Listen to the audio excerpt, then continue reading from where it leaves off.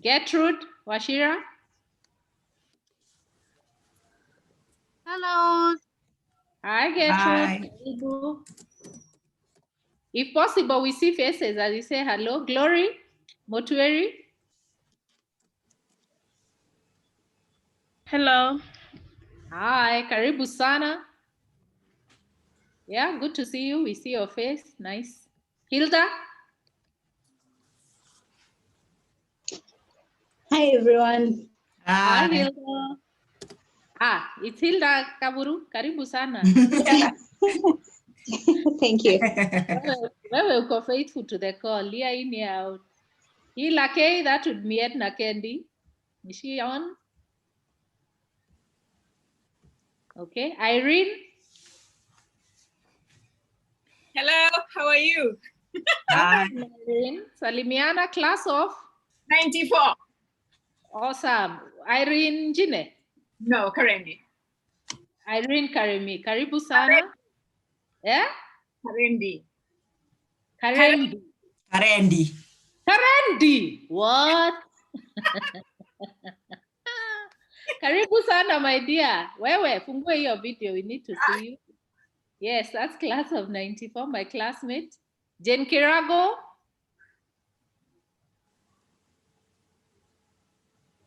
Okay, Leah. Hi, ladies. Hi, Jen. Karibu sana, class of? Asante sana, 89. Oh. First class of first class of class 8. Awesome, awesome. Karibu sana. Asante. Leah. Hi, everyone. Hi, Leah. Karibu sana. Class of 99. Awesome, fantastic. Karibu. Lydia.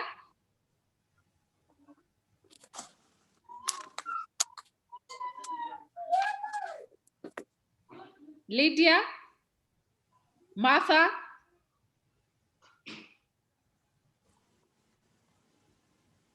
Okay. Hi, Grace. Hi, Martha. Class of? How are you? Is it 2002. Oh, Asandobi. La. Karibu, Martha. Eh? Asante. Yeah, you're tight. You're one of us. Karibu sana. Thank you. Motegi Caroline.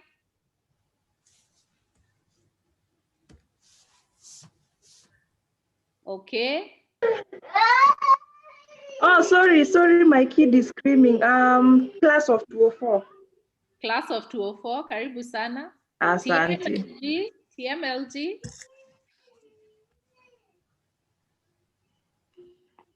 TM. Okay, Victoria. TMLG is our DJ. Okay. Oh, thank you. Thank you so much, TM. Truly appreciated. Mary Kay.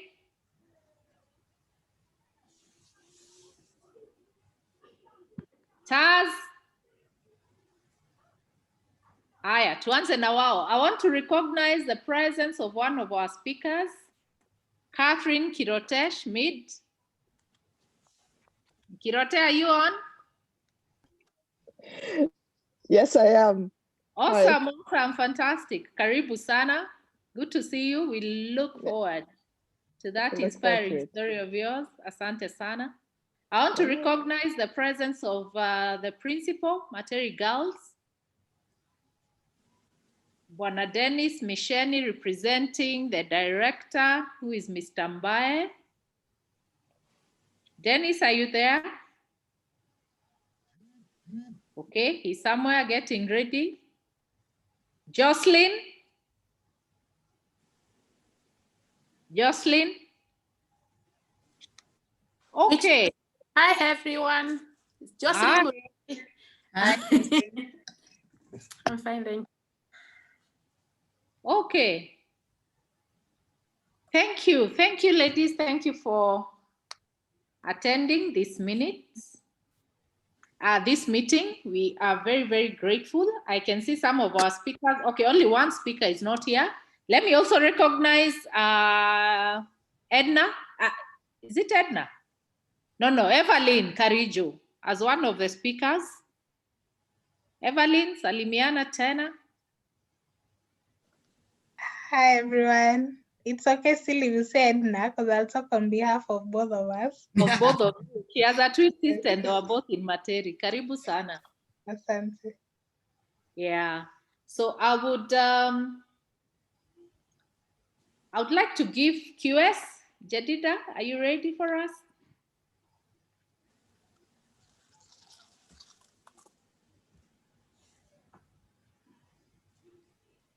Jedida Moshoki, get ready.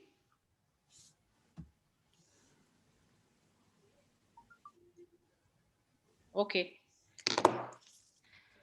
Our MC, we were expected to have our MC, Shebanjagi, who fell ill last minute. We therefore had to step in very quickly. And then there was Sarah Ituko, who would have taken over, our secretary, but she also had a bereavement, last minute bereavement, which we did not expect. So, but she's expected to join us later on in the evening. So we will try and step in for people quite a bit. At this point, as Jedida gets ready, I think I will invite our DJ to do one more song. And before that, I've seen quite a number join us. I can see Antonina Gauko. Jambo yako? Antonina? Okay. Is Esther Snyder back? Okay. Hi, Grace, I'm here. Oh, you said hello. Hi, everybody. Yes, I did. I said hi. Awesome. And actually, I'm gonna be leaving. Yes. Because of my schedule and the time I work during the night. So I have to leave, but I'm very proud of all of you. Wow. It's really good to see all of you going strong. And, you know, Materi was a blessing. I was there for 8 years and, you know, we can keep this dream going. Yes, we can. Which class were you, Esther? Unanijua, Modeu. Class of 97. That's my classmate, Grace. You know, I'm looking at her and I'm like, what is this model? What? Primary school, 1993, high school, 1997. Yes. Awesome. Good to see you also grown. Eh? Yes. You are our little sister there, and we've been quite a bit. And good to see you indeed. Yeah, it's very good to see all of you. Stay blessed, and let's keep doing what we're doing. Let's keep supporting each other. I'll be talking to Linda later on today. I'm working the COVID in El Paso, Texas. So right now, quite busy. Okay. But, you know, stay safe out there, everybody. Thank you so much. Thank you, Esther.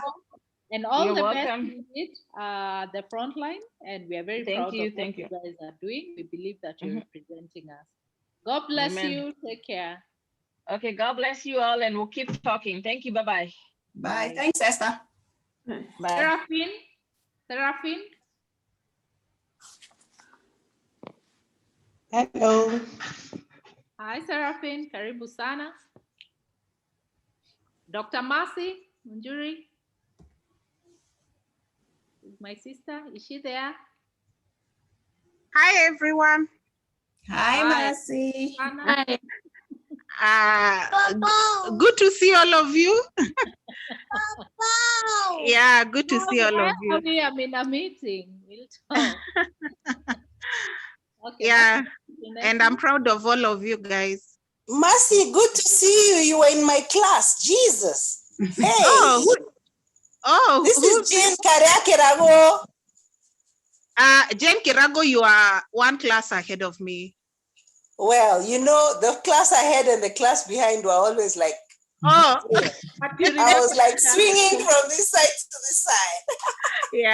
Yeah. Good to see all of you. You haven't lost your dimples.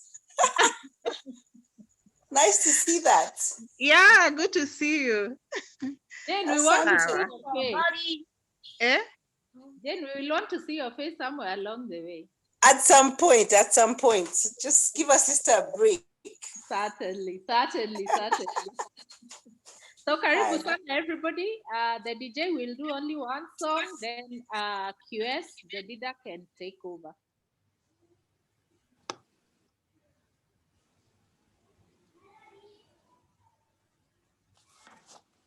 Is TM ready?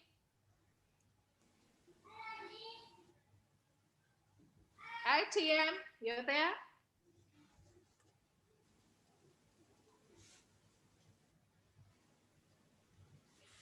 Okay, recognizing the presence of the principal, Dennis Mesheni.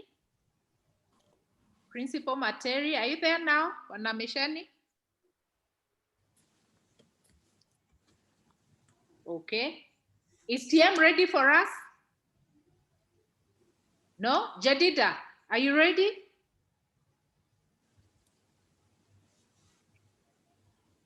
QS? Okay. Let me introduce Linda. And Linda Kenanu. Most of you know her as Linda. Hiyo ya kwanza ni official. She was class of 97 and she's our treasurer. Many of you have encountered her from that perspective. Linda, salimia wananchi. Hi, everyone. Hi. Yeah, that's Linda. And between me and Linda, we'll be able to articulate. We'll try and articulate what it is we do at the alumni so that we are able to include, to bring you all up to speed with what it is we've been doing. We are still expecting our chief guest. That's Dr. Ruth Laiboni. She was class of 93. Many of you, if you are somewhere in that bracket, you will recall her. When she arrives, we will alert you. For now, I don't know if Jadida is ready or I can take off with other introductory remarks. Linda, please try and get Jadida on phone. Let me take off with the other introductory remarks. Okay, she's there.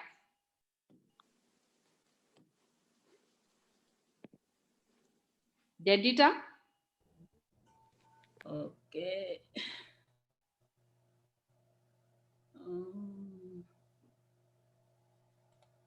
Yeah, I'm getting ready.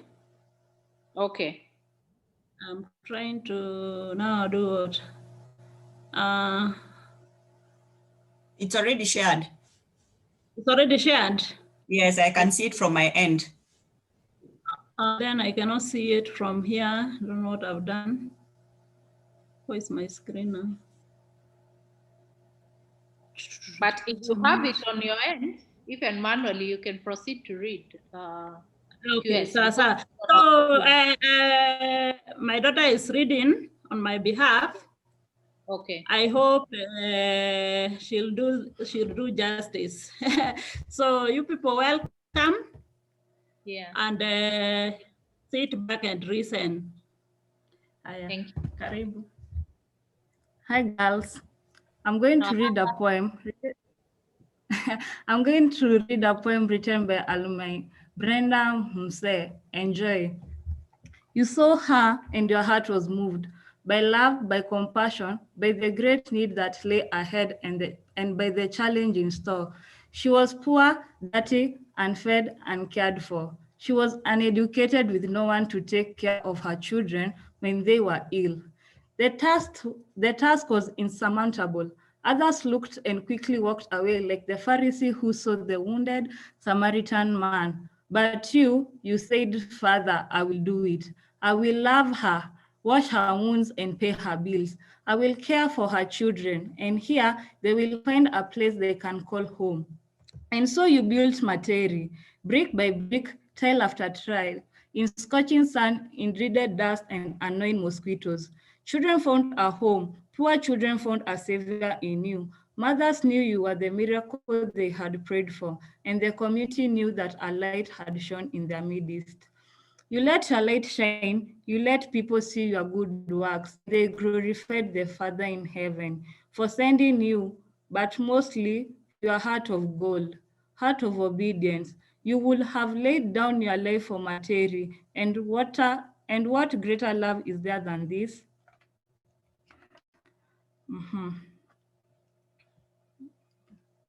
Your bride is today all grown up. Her children sit on high places, business and government. They carry virtue, godliness, and hearts of service.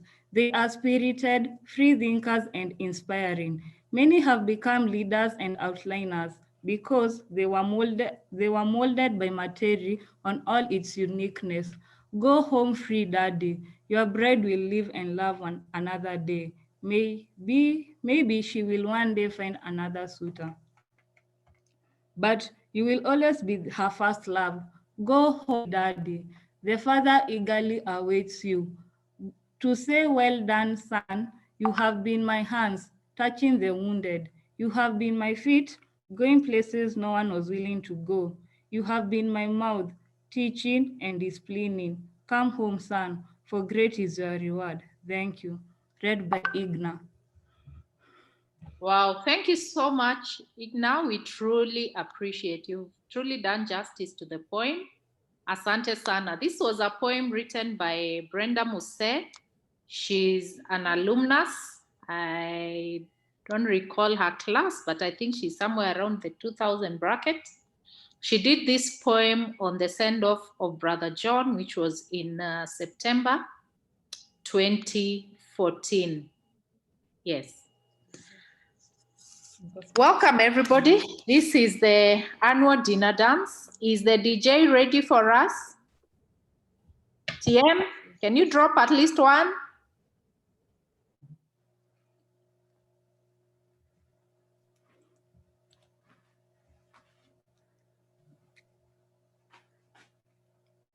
Evelyn.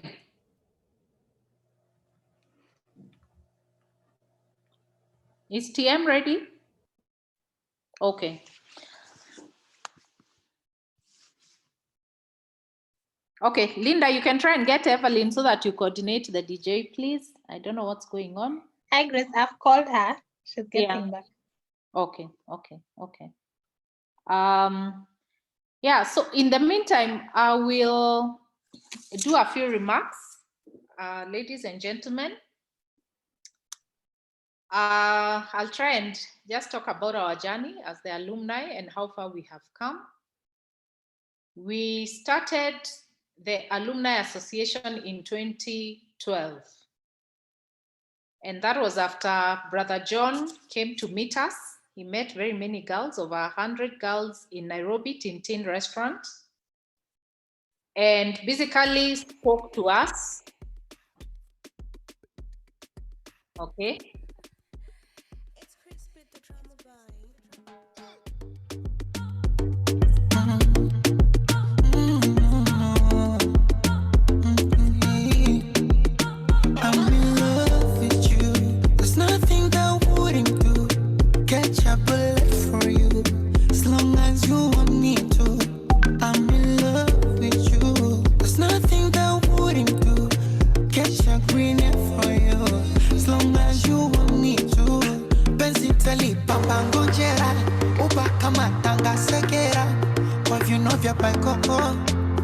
kutoka Manzabe, picha twazi twanga kisera, posti insta wanga kwa kera, baada ya chali kimoko, cause I just wanna let them know I'm African beauty, African beauty, you're my African beauty, you're my African beauty. African beauty. Ooh, na, na, na. Ooh, na, na, na. Round the world, girl, I've been looking for you. I think I might just find you in Africa. Girl, you know the sound when I come around. Lost you in the crowd, girl, pick up your crown.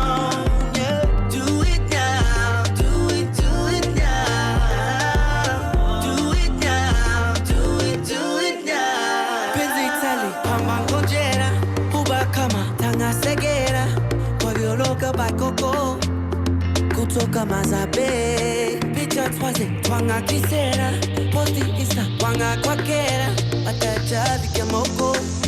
Cause I just wanna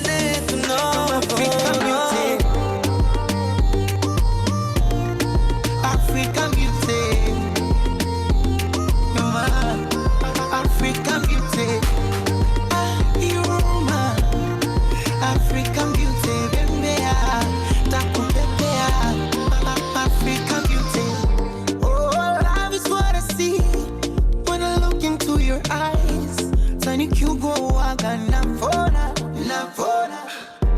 And you know I deserve to be the one that takes you high. Timwili chumbani kila kona, penzi talipa ngojera, upa kama tanga sekera, kwa vino vya paikopo, kutoka Manzabe, picha twazi twanga kisera, posti insta wanga kwa kera, baada ya chali kimoko, cause I just wanna let them know I'm African beauty. Oh, you're mine, you're mine, yes, you're mine, African beauty.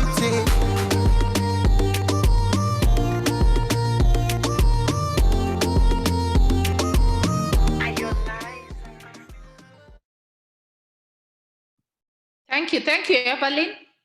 Thank you, our DJ. That's TM. I hope she's back on. We thank you. I've just seen some new entrants, among them our chief guest tonight, Dr. Ruth Laiboni. Recognizing her presence, I'll be back to introduce her formally. I see Brenda Muse, the very one that we have, the author of the poem that has just been read. Thank you, Brenda. Your poem is still alive to date. We appreciate you. I see Dr. Jackie Mutugi, class of 94. Karibu Jackie. Kama uko online, nikikutaja unasalimia tu wananchi, it's all right. Okay. Yeah, everybody. Yeah. Karibu sana, Daktari. Thank you very much, Mwendwa. Of 94. Asante sana.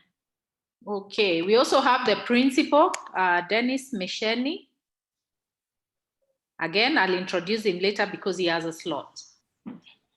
Grace, Dennis has a technical hitch. She's working on it. He's working on it, no problem at all. Okay, yeah, so ladies, what I was saying is that the Alumni Association basically began in 2012 when Brother John came to meet the girls here in Nairobi at the KICC Tintin restaurant. And he basically spoke his heart to us. And nobody knew, perhaps it was a premonition, nobody knew that 2 years later you'd actually be resting. He was still feeling very energetic. He basically, what was looking for from us is support, obviously because he was getting older. And then the other reason would be that because you've also since gone on to be important persons in your own right in various places, and he felt that he needed help. You will recall that the primary way of funding Materi Girls Center was mainly through sponsorships, and he would always have to look for those sponsorships himself. So he needed our help, and he literally spoke his heart to us. And that's when we actually heeded the call, took it up seriously. And some girls went on to actually register the Materi Girls Alumni Association, even did the constitution for us, among them Jane Ikonywa, Nancy, many girls, mostly class of 89 in the 80s, the older girls, which was extremely impressive. Then they passed on the baton to us, and we took it up and actually did the first dinner dance in 2014, December, if I'm right. Am I correct, Linda? Because this is our 6th annual fundraiser. And we call it the dinner dance mainly because that's what brother wanted. Even at the time when he came to see us, what he was saying is that what he would like to see is an annual alumni dinner dance organized as a fundraiser. And so we picked it up and said that we'll actually actualize this. And we have since been doing this. This is our 6th. The one happening here today is our 6th annual dinner dance for the Materi Alumni Association. Many girls have since supported the initiative. Many of you have been giving to the initiative year in, year out. And we have also not let you down. I have a committee that I work with and who I can introduce later when they are all on board, because I see someone like my vice chair saying that they are coming on board in a few minutes. They're slightly held up. And together with that committee, what I have seen is a lot of dedication to basically bring this vehicle together. And so what we can tell you is that we are a fully fledged association, complete with instruments of business, of power, and you can do anything official in this country, Kenya, registered in Kenya, and with instruments to operate, bank accounts, and all that you would need to run a fully fledged organization. So we are that. We have a three-pronged approach to what we do. We fundraise every year to do first and most primary reason for why we do what we do is so that we may keep girls in school, as many as we can. Obviously, we are not able to keep so many. So far, we are sponsoring about 12 girls as the Alumni Association. And apart from that primary responsibility of keeping the girls in school, and they're on various scholarships, most of them full scholarships. A few of them, because we gauge so many things, and we'll explain to you later the process of admission. Some of them are on partial scholarships as well. Apart from that primary reason, we also do mentorship in school at the Materi Girls Center every year in March, including this year. We were just lucky to execute our annual mentorship a day before Uhuru Kenyatta spoke to actually lock down the country because of COVID. It was a bit unfortunate because we left these girls so energized and they were about to take exams in 2 weeks. But we do our best to actually just impact and impart in them and open up their minds in terms of what is available out here. Because we reckon if even for us when we were in school, if you had somebody that could tell you and show you whatever path that you could possibly take and just open up your mind and open up your thinking, it becomes a lot easier. And I suppose that's what Brother John tried to do. Even when he would bring us movies to watch, I guess his primary reason was so that we do not think that life revolves around home, Meru, Tharaka, and Materi, that there are other worlds to think about, that you can open up your thinking. So in his own small way, he was able to actually just open us up to a world out there. And from the way he even ran the school and the organization and what you people call freedom, he gave a lot of independence to the girls. And I'm yet to meet a girl who is not absolutely independent that went to Materi. In fact, many of you struggle with toning down. I have not seen any who cannot take the bull by the horns or this world by the... You're all very, you've since become very independent women, very brave women, and you just go out there because of the sort of values that he instilled in us. So yeah, and the third thing that we do is development. That's the three-pronged approach. And so far what we've been able to do in the school is build a memorial garden for Brother John. Of course, you knew how humble he really and truly was. By himself, he would not have said, build me a memorial garden. But we thought that we would actually do that for two reasons. One, because we honor him. And then the second reason is to preserve history, because the girls who came after 2014 do not have an interaction with Brother John. They just hear him now as history, the founder of Materi Girls Center. But for many of you, It was actually a personal encounter, a personal relationship with Brother John. And so somewhere along the way, I'm going to be giving 3 girls an opportunity to basically reminisce around Materi and tell us what it is you recall and remember about the place. But before that, Linda, if you're ready, I would like for you to just give a mention and an acknowledgement to the girls that have been supporting us over the years. I know there are many, but you can mention this and to just acknowledge and say thank you, girls, for the good work that you've been doing. Wow, okay. The list will be very long, but I will just do a mention. Over the years, we've had people who have continued to support us as early as when we started.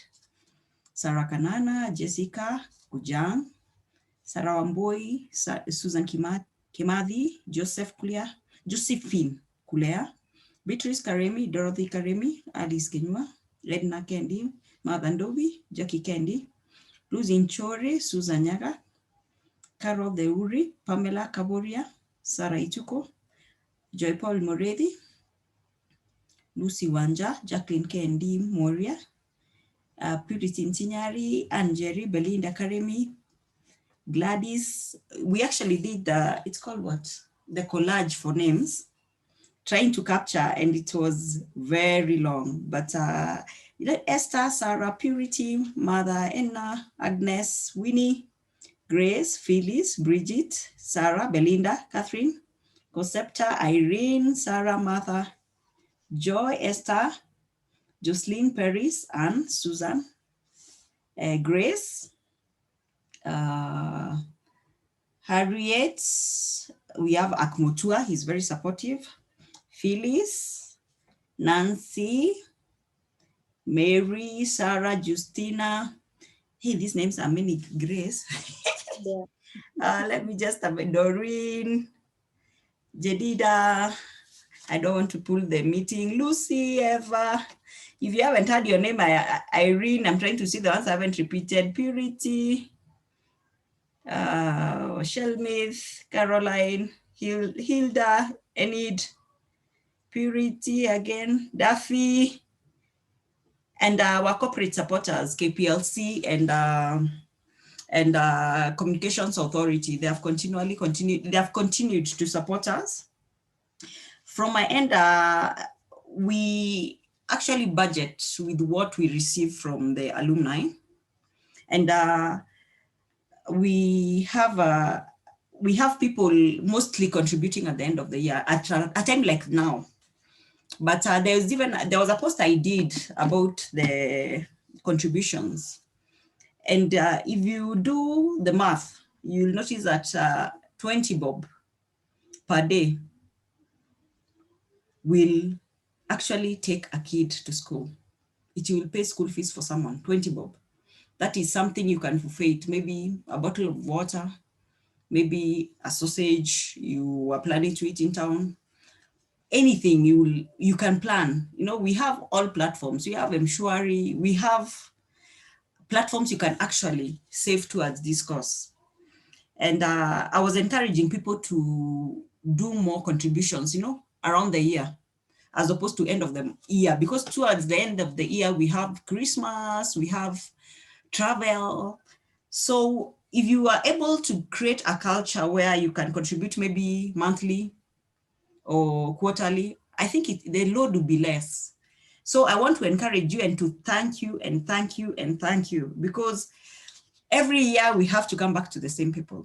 It's not easy, but with your support, we've been able to do it. Grace, my list is so long, I will not be able to name everyone, so that I don't drag the program. I will hand it over back to you. Thank you.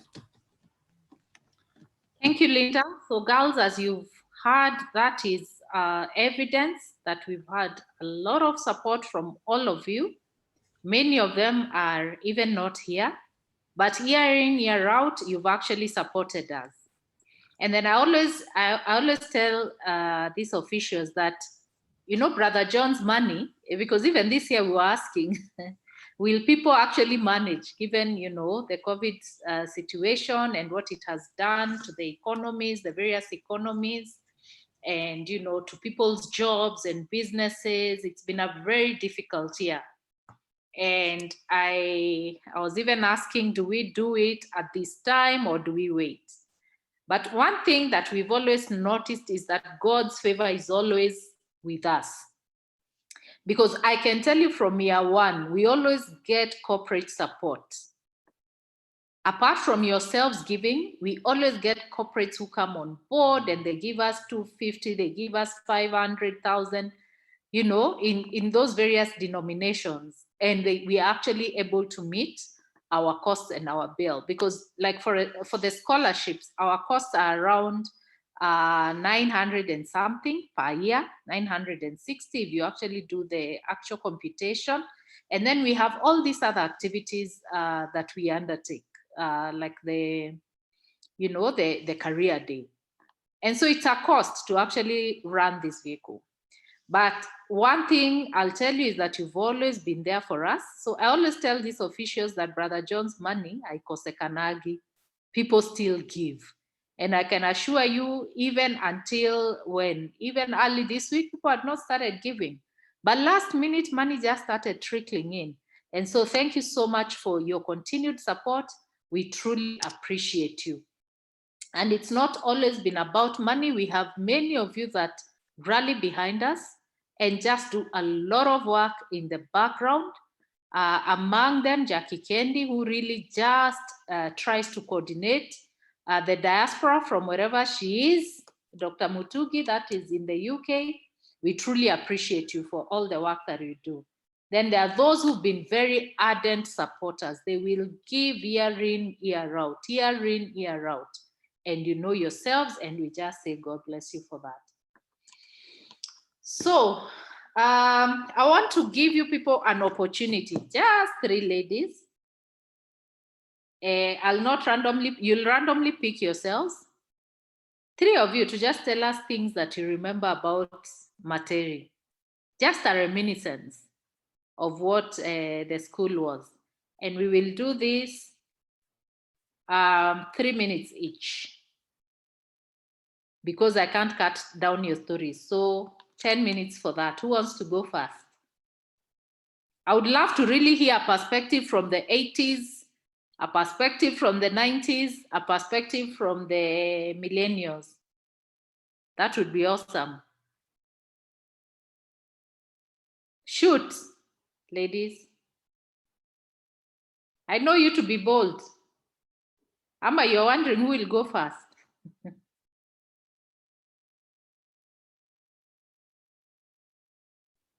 Yeah, even Cibro has been forgotten. Cibro.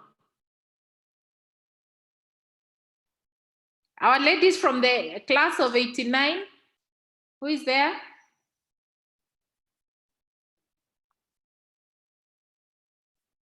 Our ladies from the 80s? Aya, wameenda wapi? Okay, I'll take a 90s person. Okay, an 80 person. Awesome, awesome. Hi, everyone. My name is Nita Aligawesa. I came to Materi in, what year was that? 85. And Brother John had to make a special desk for me because I'm originally from Uganda and there was war in Uganda. So he made a special desk for me in the class. I think we were usually 46 or 42, but they had to have an extra desk. Just for me, that's how important his education to girls was. And I remember when we went to the drama festivals, to Kanyakine and to Kangaroo, Brother John always came to see his girls perform. And now that I'm a parent, I try to go to my kids' events, and I always remember Brother and think Brother John made sure wherever the Materi girls were, he was there. Even when we went for athletics at Kubu Boys, he always showed up, and you could see how the girls were crazy around him. The girls always grew crazy, and the entire people were, I'm sure those other schools were jealous of us because wherever brother showed up, the girls surrounded him. And I think Materi had the most beautiful girls in Kenya. Materi we had the best.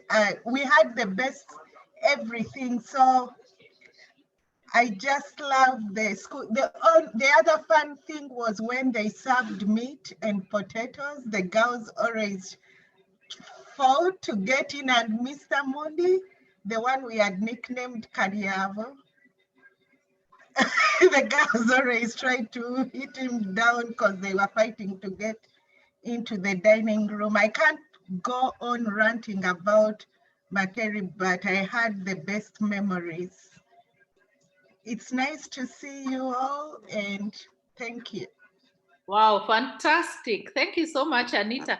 I think you also need to be telling us the secret to the beauty, because you've kept so fresh, you know, absolutely fresh. Nobody would believe you were in the 80s.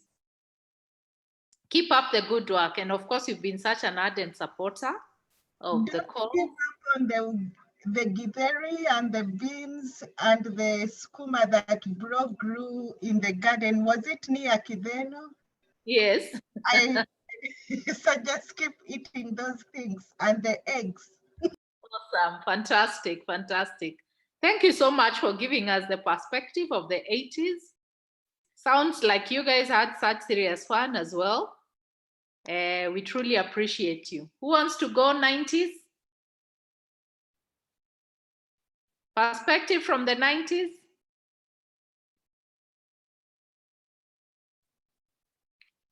Where is Karendi? Where is Masimbogori? Na wajua wote wa 90s, in fact. Can someone quickly volunteer something? Jackie?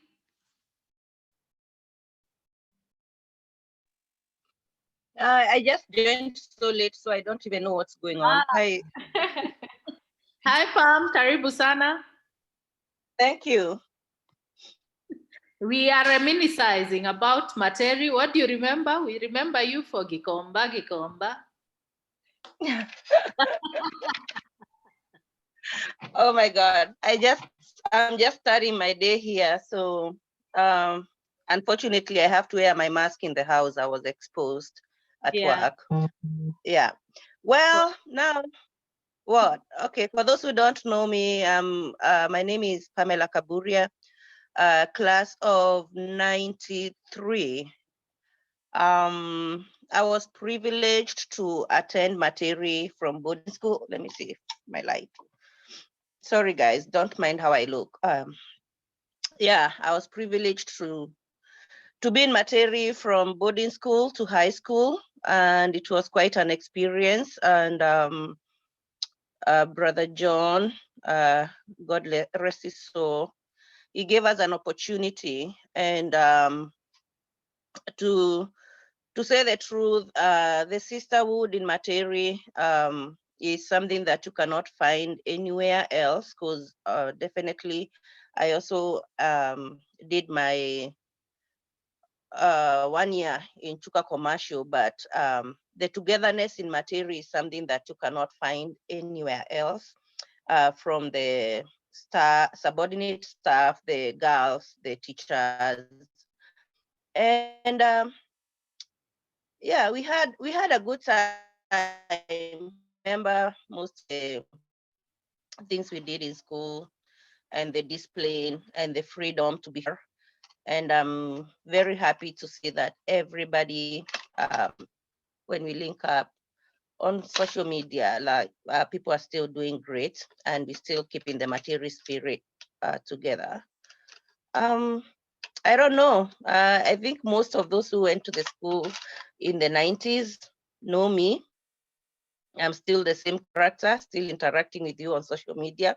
I've never changed, and it's quite a privilege to be here today. Asante sana, Pam. Thank you so much. Very good to see you. Yes, you keep us extremely entertained, even on social media. And we are proud of who you've gone on to become.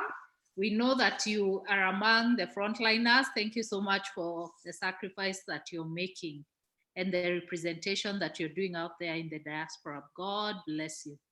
Jackie, I saw you coming up, and I know if I finish this without letting you talk, I'll be in so much trouble. Excuse me, Grace, what kind of trouble? Thank you very much. Anyway, thank you very much for the opportunity. It's very nice to see all of you. Materi was my home for 8 years. So 8 years was a long time. I was with Kina Palm, with Kina Grace, and everyone else. And one thing that has always stuck with me was the Christian Union, the foundation that we got in Christian Union and YCS was just beautiful. I remember Mrs. Mbaye, God bless her soul. She used to bring so many speakers and they were so inspiring. I got to learn so much in Materi girls, and I was thoroughly inspired. The girls were lovely. Brother John was just everything to us. He was like this father figure that most of us did not have. And it was just a privilege. It was an honor to be in Materi Girls. And one thing I will always remember is Brother John's kindness. I mean, here is a saint who literally laid his life for us. And that has always stuck with me. And that has always made me give. And that has always made me ask myself, I mean, if Brother John came all the way from New York to do this, we should be doing much more. We do very little. I wish I had more, I would give more, but in our own simple ways, I'm sure we can do so much. Something else that stuck with me, every Friday, I get my husband around the house and we have to watch a film. That has always stuck with me. And I mean, I've taught him this habit of, you know, the way we used to read the writings. I mean, we just used to shout and read, and you know, the film stars and everyone else, and I still do it to date. And my husband looks at me, those ones of, are you crazy? The Materi craziness in you. I'm always dancing. You know, in primary school, we had entertainment every weekend. And I still dance to most of those songs. And I mean, we had lovely teachers, including Mr. Munde, who used to run after us and beat us and whatever else. But I mean, we just had a lot of fun. Materi was home for 8 years. And I'm so blessed because of what we are today, all of us. We were so blessed to have John, Mrs. Mbaye, and all the other great teachers in there. And may God bless us all as we carry on. Thank you. Bye. Grace, no more fights. Thank you, Jackie. Truly appreciated. I want to acknowledge many others that have since joined us. I can see Phyllis. Is this Phyllis Kauma? Lyria? Yeah, that's me, Grace. Hi. Hi, I was actually going to, I've just joined a short while ago. Oh, let me just find where my camera is. I've just literally arrived home and joined. And I think to echo, I seriously can't find my camera. Sorry, guys. I would like to see your lovely face. Yeah, I will try to find the video. Oh, there you go. I think that might be it. Oh, hi. The same beauty, right? Oh my God. Yeah, well, yeah, there you go. So just to echo what Jackie has said, I think Materi for me was a very positive experience. And I think one of the things that has stuck with me is Brother John's generosity, and that has really impacted me and the way I think about helping people, especially helping people who I don't actually know. Because most of us will know I don't know about you guys, but you know, there are lots of people I know who also require help and rely on my support, maybe for school fees or whatever. But actually the challenge is helping somebody you don't actually know and you maybe will never meet. So I was that girl who had her sponsors come and visit the school and buy us a new TV. I'm sure that's probably a few people remember that. And that experience of being in Materi and of having those really lovely, kind people support me. Many of you don't know the backstory, but I lost my dad when I was in Form 2. And my dad was the one responsible for paying my school fees. So I wasn't one of the sponsored girls. I don't think I made that, I didn't meet that top mark of being, you know, kind of having your school fees paid. But anyway, my sponsors who in Form 1 were just pen pals, and everybody wrote those letters that Brother John mailed. And when I wrote to them that I lost my dad, they were very, very kind. They paid my school fees. They came and visited me in Materi. And when I finished Form 4, they actually paid for a ticket for me to go and visit them in Denmark. So I spent 6 months in Denmark, and I got to kind of hang out with the family and be part of the family. And that was life-changing for me, because I came from the literal rural Kenya. I still a village girl, and I was a very, very, very Ushago girl. I still have the strongest Meru accent, but that wasn't a problem for anyone but me. I felt very self-conscious about it.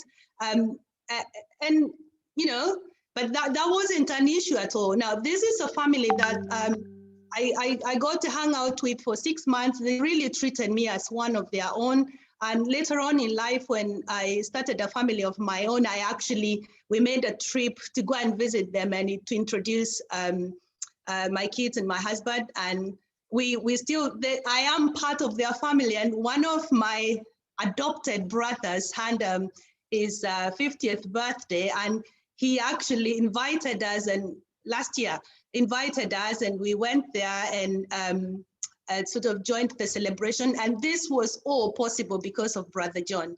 So I feel really challenged every day when I'm sort of whinging about the sort of ups and downs of life, and kind of maybe feeling a little bit of abandoned with all the financial constraints. But I really, really remember the sacrifice that was made for me.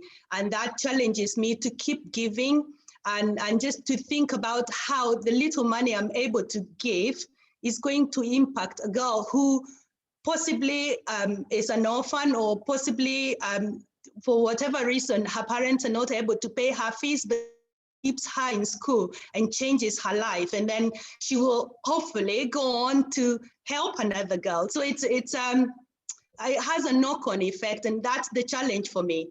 What have I actually done, or what am I doing for somebody who doesn't know me, or who is never going to say thank you to me? Yeah, so that's the Materi. I remember that's Materi for me. Wow, thank you, Phyllis. We truly appreciate that perspective. It's actually deep. You remember, you know, where you have come from, and you dare not forget. We truly appreciate you for that. I have seen many others come on board. Bridget, salimiana kwa hewa na kuona. Bridget. Victoria. Hi, everyone. Hi. Shilan. It's beautiful to see everyone here, and all the beautiful stories. We all live to tell the story, not just tell the story, but make a difference, because that's what Brother taught us to be. And I love you all. Thank you, Bridget. Very good to see you. Ardent supporter, we truly appreciate you. Mary Kay, is she here now? Lydia. Okay, we have a guest called Kenneth Mwenda. Can he salimiana in the hour? Kenneth? Hello, everyone. I'm happy to join. Yeah. Thank you very much. And hello, everyone. Yeah. Thank you, Kenneth, for joining us. Tell us how you know about Materi.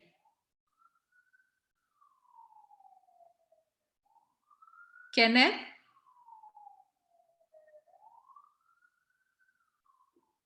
Okay. Yes, thank you very much. I can say I know Materi very much because my home is Nyankobo, is in Kamachege.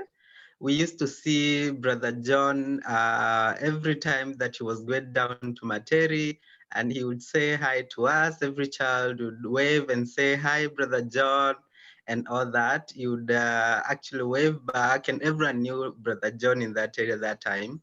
And I remember even going for his burial, and so I'm so much attached to Brother John, and I'm happy that the girls are able to do all that they do, and God bless you for what you do. Thank you.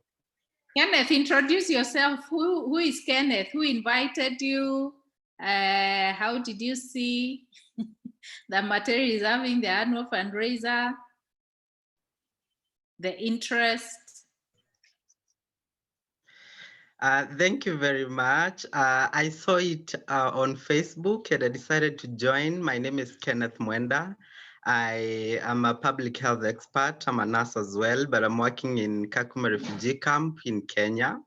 And I've been interested so much when it comes to the Materi Alumni Association. We wanted to start our own association for the school that I was in high school, but we were not able to do it. And I envy how you guys do your things. And I've always wanted to learn and know how these things are done. So I wanted to join this fundraiser so that I can learn as well from you. Thank you. All right. Thank you, Kenneth. Karibu. We would not lock you out. We want our friends with us as well. I want a millennial representative to just tell us how school was for them. A millennial, as our DJ gets ready to drop one for us before we hear from the principal of Materi. A millennial, and I see new entrants. Karibu Rose. Karibu Winnie Wanjiro. Rosemary Wanja, karibu. Taz, welcome. Where are the millennials? Evelyn, where are your people? Enid, karibu. Doreen Kago, welcome. How many millennials do we have?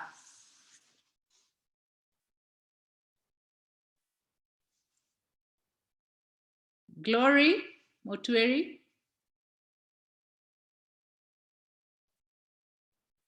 Okay, is the DJ ready? I'll give any of the others who feels they must say something.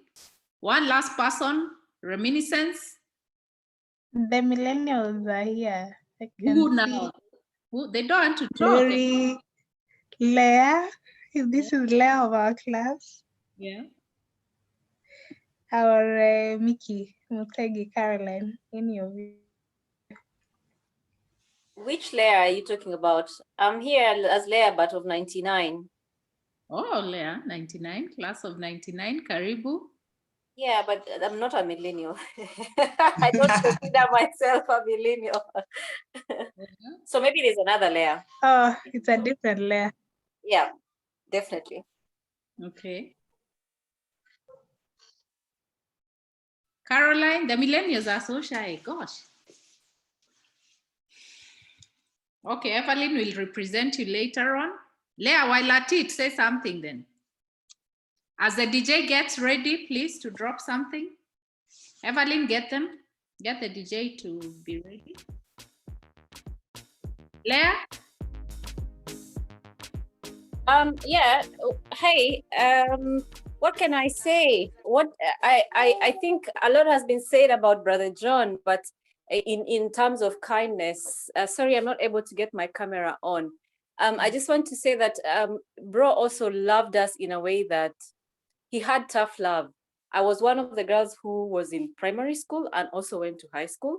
And I was blessed to perform well enough to be on the scholarship when I was in high school. But for some reason, my performance wasn't making everybody happy. So I remember once I went into Brother John's office and he really got up on me.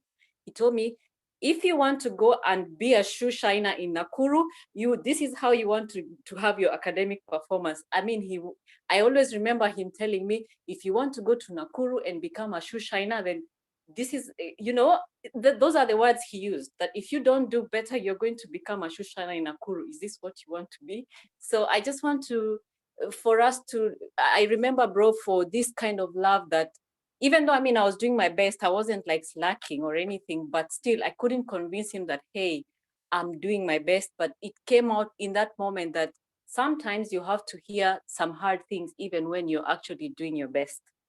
I appreciate bro for his honesty in many ways. I think I'll say that for now. Thank you, Leah. Thank you for that. Evelyn, please drop one number. Is TM around? Kwanja manoti nikuonge vya thamani, ama niwe fundi wa kuigiza kakanumba masanja joti, usiwe mbali nami. Mangalia ni julavo uwe nami, haki ya Mungu nakupenda. Nobody can show you love, usiwamini, ukishawapa wanakwenda. O basi jilegeze, nikubebe mgongoni, nielewe. Deka nikudekeze, nikutunze kama mboni, nielewe. Wakija wapoteze, ifanye kama uwaoni, nielewe. Kisha uniongeze, ulivofunzwa unyagoni, nielewe. Oh baby, asadasi nikone, uwabamijo, ululu femi. Oh baby, asacheza nikone, uwabamijo. Matthew Magari, your video will have to come up. Ama, you'll dance for us. So I'm introducing next the school principal representing the director of the school, Bona Sebastian Bae. Many of you interacted with him. He was our headee for the longest time. I'm inviting Principal Dennis Mesheni to just say a word from the school concerning the efforts and activities of the alumni. Bona Dennis, karibu.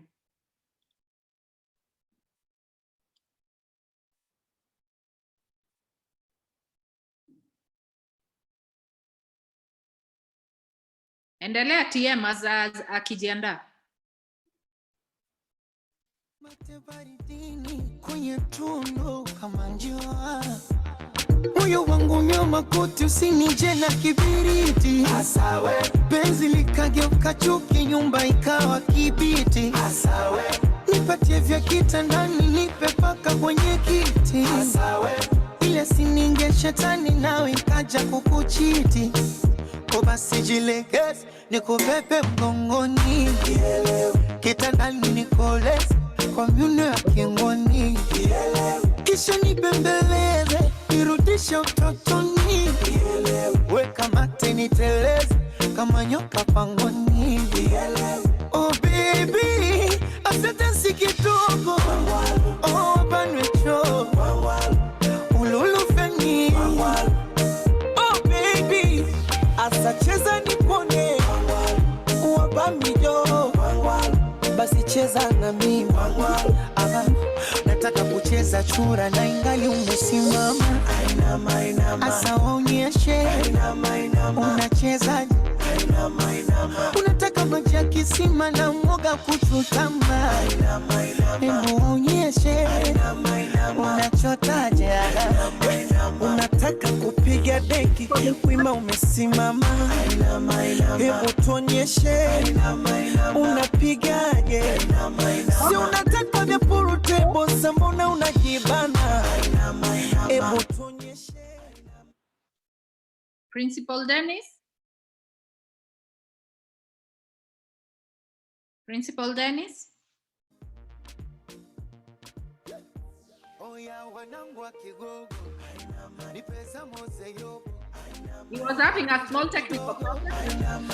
Seems to be up, and I don't want to interrupt him because he's coming to us all the way from Materi. Hello, please, can you hear me? Yes, we can. Okay. Yeah, this evening, my name is Dennis Michen, as I'm been told by Grace, the chair Alumni. I'm so grateful this evening to be with you through online. And I will sincerely want to say we are very excited for what you are doing for our school, for our girls. On my own behalf and the behalf of our director, Mr. Mae, we are very, very, very grateful, particularly to the leadership of the alumni, Grace and your team. We are really very, very grateful for what you are doing. You are doing great things, you ladies. You are just great ladies for the work you are doing to assist our needy girls and bright students who, without you, for sure, they cannot have the education. We really appreciate what you are doing. On our side, we are doing our best to ensure that the legacy of Brother John is kept. We are trying to assist the girls to make them comfortable as much as we can.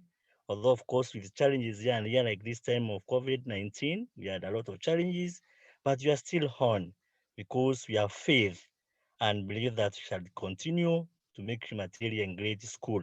We also appreciate these programs you are making for the mentorship, like the last one was so awesome. We really appreciate what you are doing.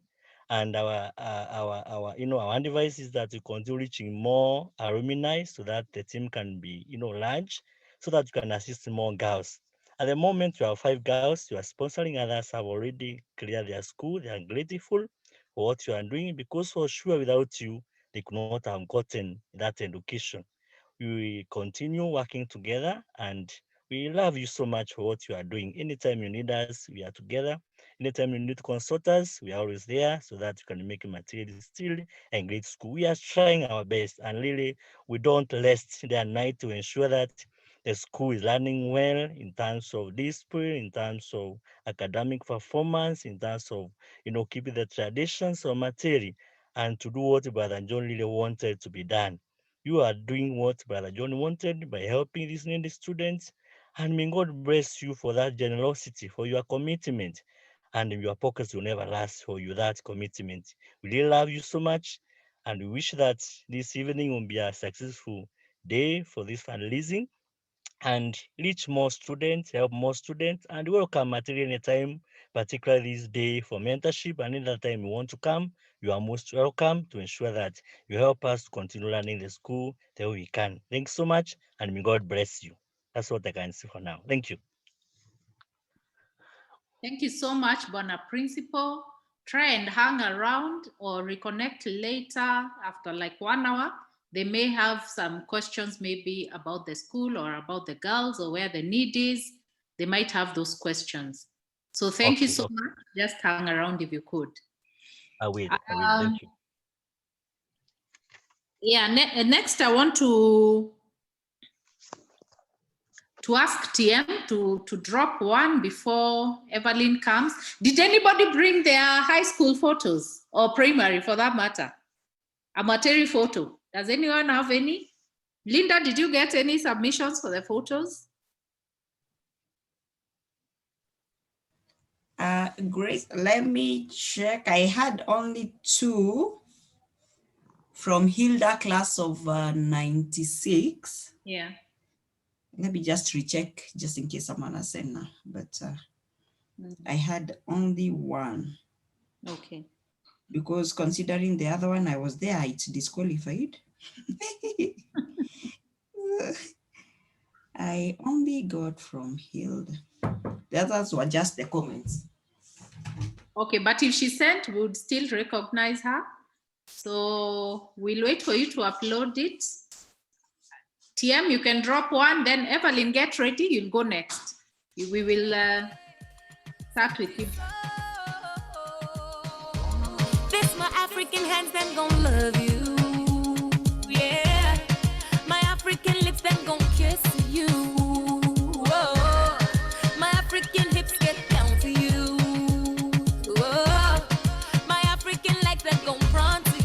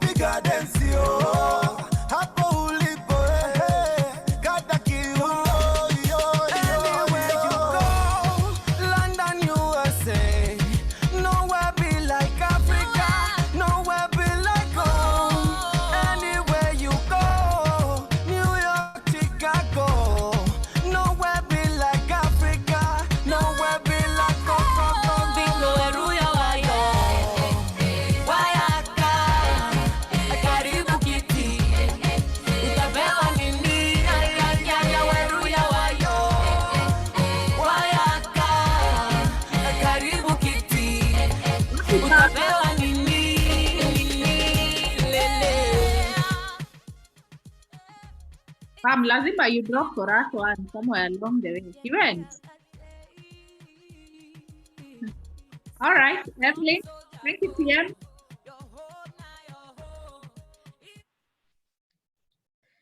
Thanks, Grace. Hi, everyone.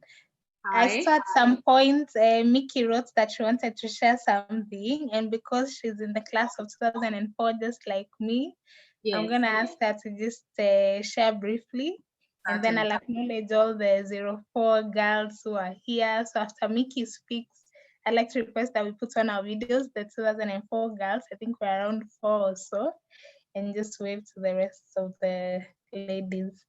So Mickey, if you're still there.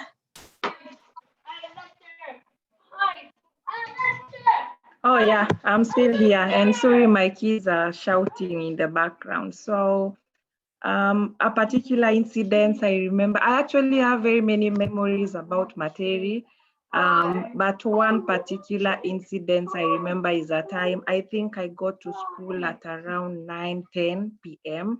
because I remember that road used to be a nightmare, especially after raining. So I remember that particular day, and we had to push. They were Land Rovers at the time. I remember we used to use Land Rovers from Kobo to Materi. So I remember ultimately we got to school at around 10. And if I'm not wrong, I think we walked from, there used to be a river somewhere. Like a small stream somewhere. So I remember we had to push that Land Rover, and at some point we were not able to. So we had to carry our luggage and our shopping to school. So that was something I remember. But otherwise, I have countless good memories. Okay, sorry. Just a minute. Sorry for that, guys. Yeah, so that is what, and then I have other countless good memories. The Friday movies were epic. And of course, the outing, see you, very many countless memories. And God bless you.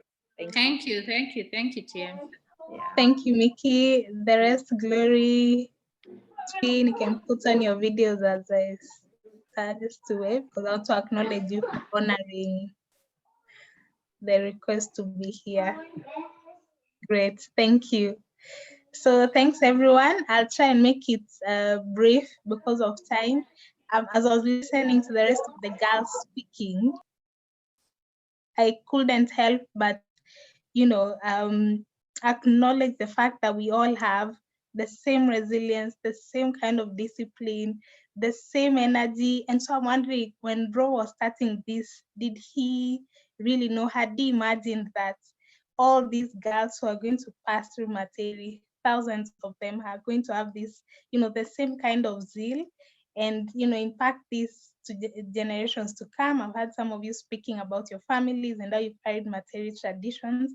And I think for me, it's really, really encouraging. And I'm sure wherever Bro is, he's looking down at us and smiling because he's seeing, thousands of girls and families who've been impacted by the work that he did.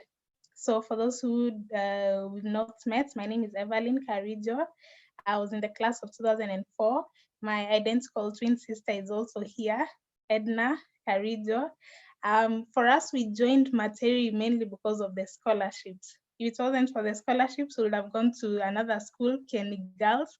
For those of you who know Kenny, we had both been called to Kenny, and then my brother who used to study at Nkobo High is one who told us, why not try Materi? They have scholarships, and that's how we ended up going for interviews and really coming to Materi.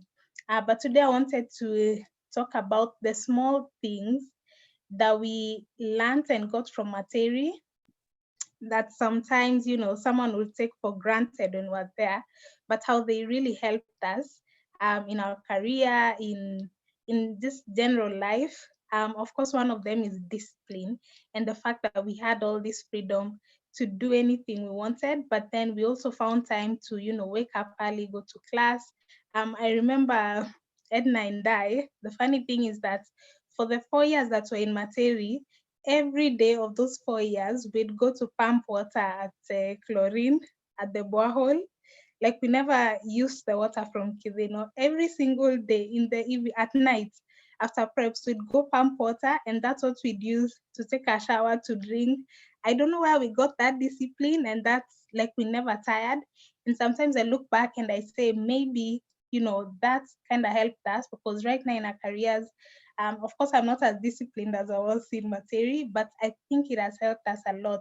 Another small thing, which I know most of you may find funny, for those of us who took the office practice and typing classes, when you're using computers nowadays and people see you typing without looking at the keyboard, and they're like, why did you learn to type?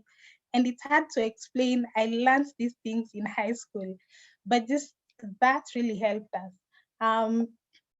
Then of course, Anna and I were also prefects at that time. I was a sanitation prefect, and that's funny enough, of course, helped me in my career, because I ended up studying public health in the university. We're also rangers. Today when the national anthem was singing, I was like, right now we'll be saluting, you know, at the assembly. So really great memories, small things that sometimes we take for granted, but have really helped us. In terms of our careers, we are both, we have different careers, Edna and I, but funny enough, we are both working with young people. So I'm currently the project director of YACT, Youth in Action at AMREF. You can see the background there. That's a background photo of the project that I lead. Currently, we have a network of over 700 youth-led organizations in the country. And for me, really, my career has taken off, I'd say, because of the discipline, the hard work, and everything that was instilled in us when we're in Materi. The fact that we are let to do what we felt was right. So there are no rules, but you all know we all studied and somehow got to do the right thing. When I started off my career, I was actually an intern, a volunteer, earning no money. I think we used to get a small stipend for transport at the end of the month. That was in 2010, before I cleared my first undergraduate studies. From there, I've worked in 5 different departments, growing up the ranks through different roles, and I ended up being, at that time in 2000 and I think 14, being the youngest person who was in a management role in the organization. And from there, even when I ended up becoming project director, which was more senior, I was still amongst the youngest persons. But then after my role, I've seen more young people coming up to take on leadership roles. And I always say that a lot of the things that Bro instilled in us, the discipline that we got in Materi, has helped me a lot in my career. And one of the things that I, when I look back, I'd want to emphasize is the issue of mentorship. The last time we were in Materi, I remember we all noted that things have really changed. It wasn't as it was, you know, in the days when we were there. So one of the things that I really want to urge the girls who are here to do is to remember to go back and hold the hands of the girls who are there, mentor them. The last time we were there, they had so many questions about career choices, about how to succeed in life. So we tried to share a bit of what we were doing, but I felt that there was a lot that still remains to be done. So I want to urge the girls who are here, if we can get time, go mentor the, you know, the Materi girls. It's now only high school. If we can get time, go speak to them, encourage them, inspire them. If you all remember the days when we're in school, when we had external people coming to speak to us, those days were really memorable. You know, everyone will get fired up with study long hours after those mentorship days. So really going back and speaking to the girls, I think for me will make the most impact. And then of course, paying forward. Today's theme is about paying forward. So really remembering the love that Bro gave us, the fact that whenever he was there, like someone else said during her sharing, whenever Bro was there, the girls were excited. We were never worried. Our parents were never worried because they knew Brother John was there. So that's something I don't think the girls right now have, of course, because Bro is not there. So it would be great for them to know that they have bigger elder sisters, they have people they can look up to when they look at these alumni. So making ourselves known to them will also be I think, something very important. So for me, those were the two things that I wanted to share, and also a quote, of course, still encouraging us to give back. So it's a quote by Madeline Bridges. It says, "Then give to the world the best you have, and the best will come back to you."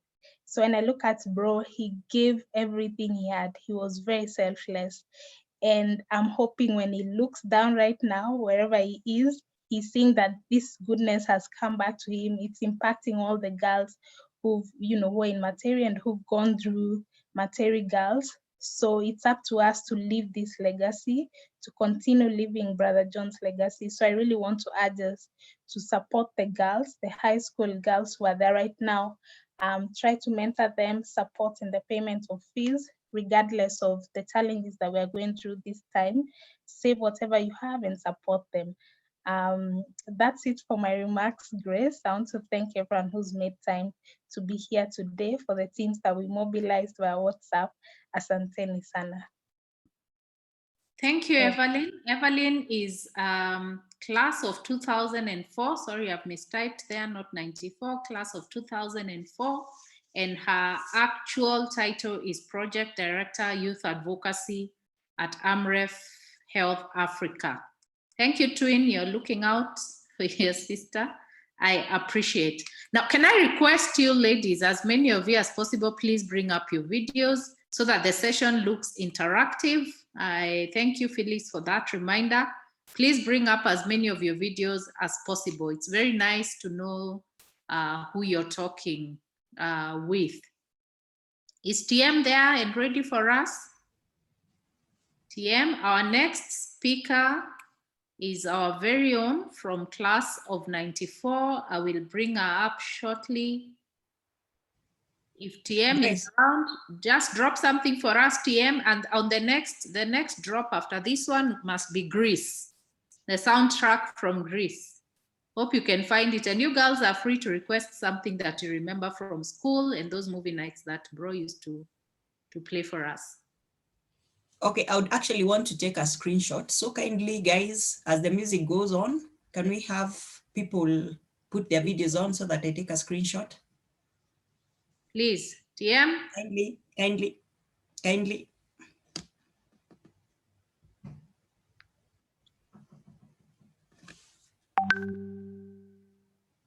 TM, you can drop something for us? The DJ? Wapi DJ?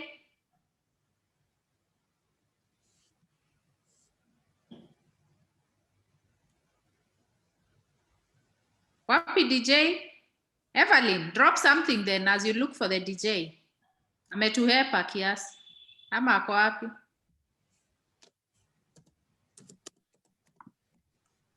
Videos on, lady.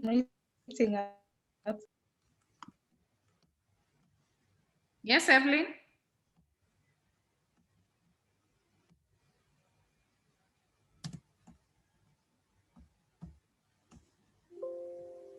Evelyn, keep the DJ in check, bana. Tafuta yeye. She's playing. Give her a minute. Okay.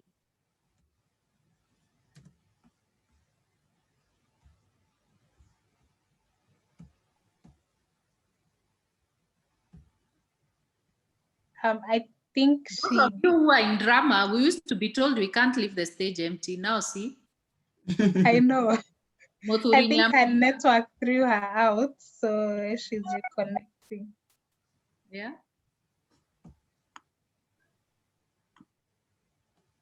Someone has some reminiscence. We can listen to some reminiscence. Just a quick question to Evelyn. Thank you and well done. That sounds like a really impressive career. Not actually, sorry, this is not just to Evelyn. I was just speaking to us all, and Grace, you being our chairperson, about the mentorship days. Obviously, for people who are in Kenya, it's easy to pass by Materi and mentor the girls and talk to them. But people who are away, and when you travel to Kenya, you've got such a tight schedule that you're not actually able to go to Materi. Would it be possible to organize like a virtual, something like this. So we could have maybe, we could have some girls there who are on the ground, and then we could have like a video conference, because now we've got the technology to do it. There's no reason why distance should be a limit for us. We could have a virtual mentorship day, and the rest of us in different parts of the world can join, and I'm sure that's arrangeable, right? Materi, there's internet in Materi now, so it shouldn't be a big deal, but obviously it will take a lot of, I know it's a logistical nightmare, but we can give it a go. Certainly. Thank you so much for that idea, Phyllis. It's certainly doable now. If COVID has taught us anything, is that we can actually go live and do so much more than we thought or imagined virtually. So yeah, we can incorporate that in our annual mentorship and career day. I don't see why it's not doable. So we'd certainly explore that. Thank you for those ideas coming through. Okay, is the DJ ready? Not yet? Madam DJ, where you got tayari? No? Okay. Could I say something, please? Yes. Who's there? This Doreen, class 2004. Oh, yes. Karibu Doreen, the engineer. Karibu sana. Oh, you already know. Okay, thank you very much. My name is Doreen Kirima Kago. Yeah. I'm a wife and a mother and a civil engineer, mostly in roads and a little bit of structures. What is still in me, what I learned from Materi is discipline and responsibility. And I can tell you, like from the nature of my work, if it's not that discipline and responsibility, as in, I think I would be very far, or not have performed or be where I am, because it's not a freestyle environment. But from the experience, from what we were taught in Materi, the culture we created within ourselves, it has really helped me, and I still uphold it today. And let me say, Materi is a very good community. It's one of the communities most of us use. You know, you feel and you always like to be associated with. Some people don't even remember anything about their high schools. You know, they don't talk. They say, I cannot even remember anything. But for us, I think it's a gift that God gave us, and forever it binds us one way or another. And I would echo what Evelyn said. Mentorship is one of things that most of us, or what we need to focus on. I'm very passionate about it. And my classmates know I was elected the Council for Institution of Engineers of Kenya, and I've been trying to see if we can take that mentorship program. One of okay, of course the corona is here, so things have changed. So when we organize the annual career day, please, I would really like to see how the Institution of Engineers of Kenya can participate to mentor many ladies, and at least to increase the numbers also in engineering. We are not very many. I thank you very much. That's what I have to say. Thank you, engineer. Say God bless you too, mama. Bless your papa, oh, bless your mama, oh, yeah. See me, I see you, yeah. Batura for me, yeah. Loke, oh, Baba, Adeleke. International something. It's a big situation. Then back our money, oh, take it to other nation. Invest for your country, oh, make it a better place. Spend the money for your country, oh, make it a better place. Yeah. Forget about the big things, oh, so make we talk about the small things, oh. Yeah, forget about the big things, oh, so make we talk about the small things, oh, yeah.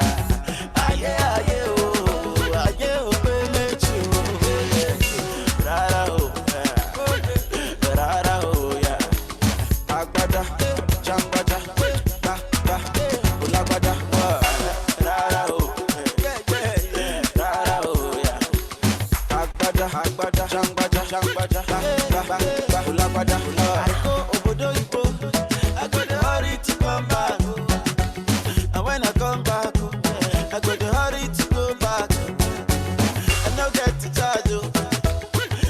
don't die. No fall for generator. Everyday situation.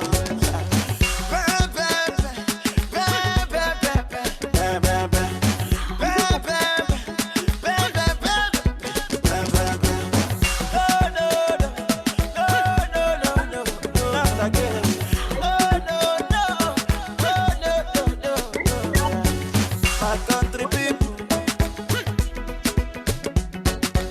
them go talk talk. Perambulation, story, story, oh, story every day. Sad football on the beat. Thank you.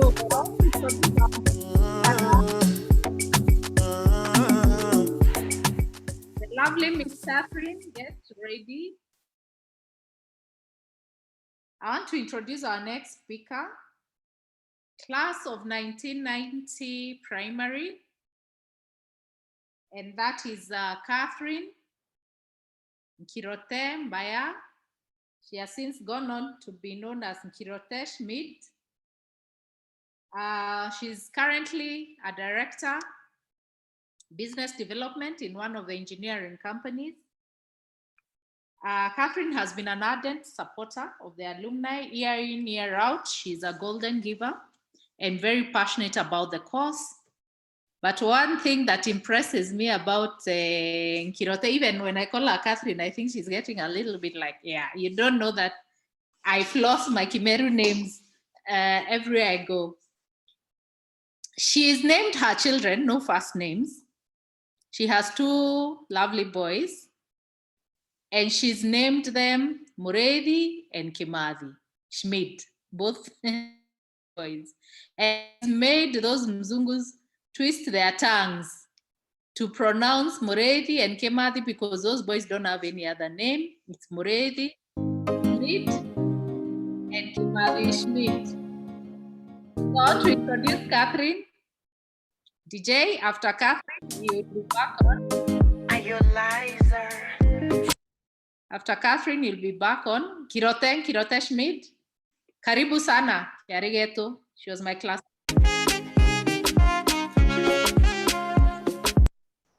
Thank you very much.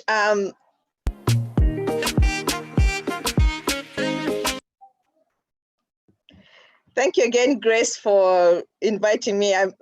It's true, I still only have. I still only use Catherine when I have official papers, just the same way I only used Catherine when I had to do official documentary. Sorry, DJ, you give the opportunity to speak.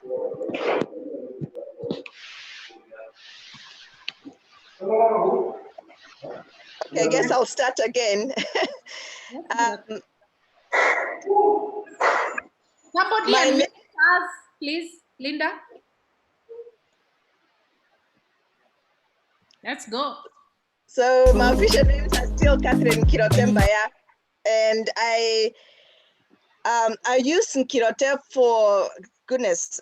It's always been my name, and I think you mentioned me naming my children Kimathi and Muredi Schmidt, and saying that anybody who met them will have to call them by their names, and if they meet somebody else called Kimathi Schmidt or Muredi Schmidt, they better become best friends. When I was in Materi, there were 4 of us, Catherine Nkirote Mbaya, there were 4 of us. So I remember letters, and we would have to go open together and look at who's at the end, who sent the letter, so then we could, we could disperse. So I think we quickly became very knowledgeable, and we started the whole at the back of an envelope. If you knew somebody was going to send you a letter, you told them at the back of an envelope just to write their name. So it made it really easy for me when I came to the US to learn how to write the return address, because I was already used to that. That being said, my memories of Materi were a lot of fun. I remember, going to PE and running back to back to the dorm to change so that you can go back to class. All the Saturday visitations and the entertainments that we used to do. Oh my God, I remember being in Lenana House and we had the snakes coming in at night and all people screaming and running out. So there are so many good memories that I have. And I think for me, I think the most special memories I have is Brother John, because even after Standard 8, I was invited to come back to Form 1, but I also had an opportunity to go to a different high school. And it was a difficult decision because I had a full scholarship to come back, but I also had an opportunity to go to a different place that I hadn't been. And I remember my mom and I sitting down with bro and just talking about it and saying, okay, here I have two opportunities. What should I do and how can I do? I want to explore different things, but I really want to come back and I have a scholarship. I had the ability to go there, and the fact that my scholarship could go to somebody else that was just as deserving, that for me became a no-brainer. I was then having the opportunity to go and explore, and somebody else would also benefit. Now, what probably a lot of people don't know, my mother was a teacher, she was a headmistress, a principal. She was the first girl in her family to go to high school and to university. So for me, education was always, sometimes it didn't look like it was, number one. I wanted to do all the other extracurricular activities, but that was always a driving force. And so education was and has always been very important to me. And not just education, it's the girl-child education. So all of my years since then, I have watched and I've seen and I've done whatever I can to support the education of the girl child, because that is important.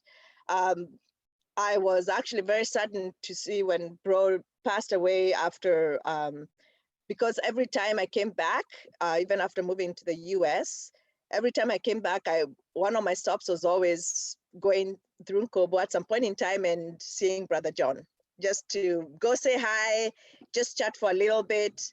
I think I only made it back to Materi in the early 2000s. Came back, I was there for a little bit, and just one day, came down with bro and went back with him.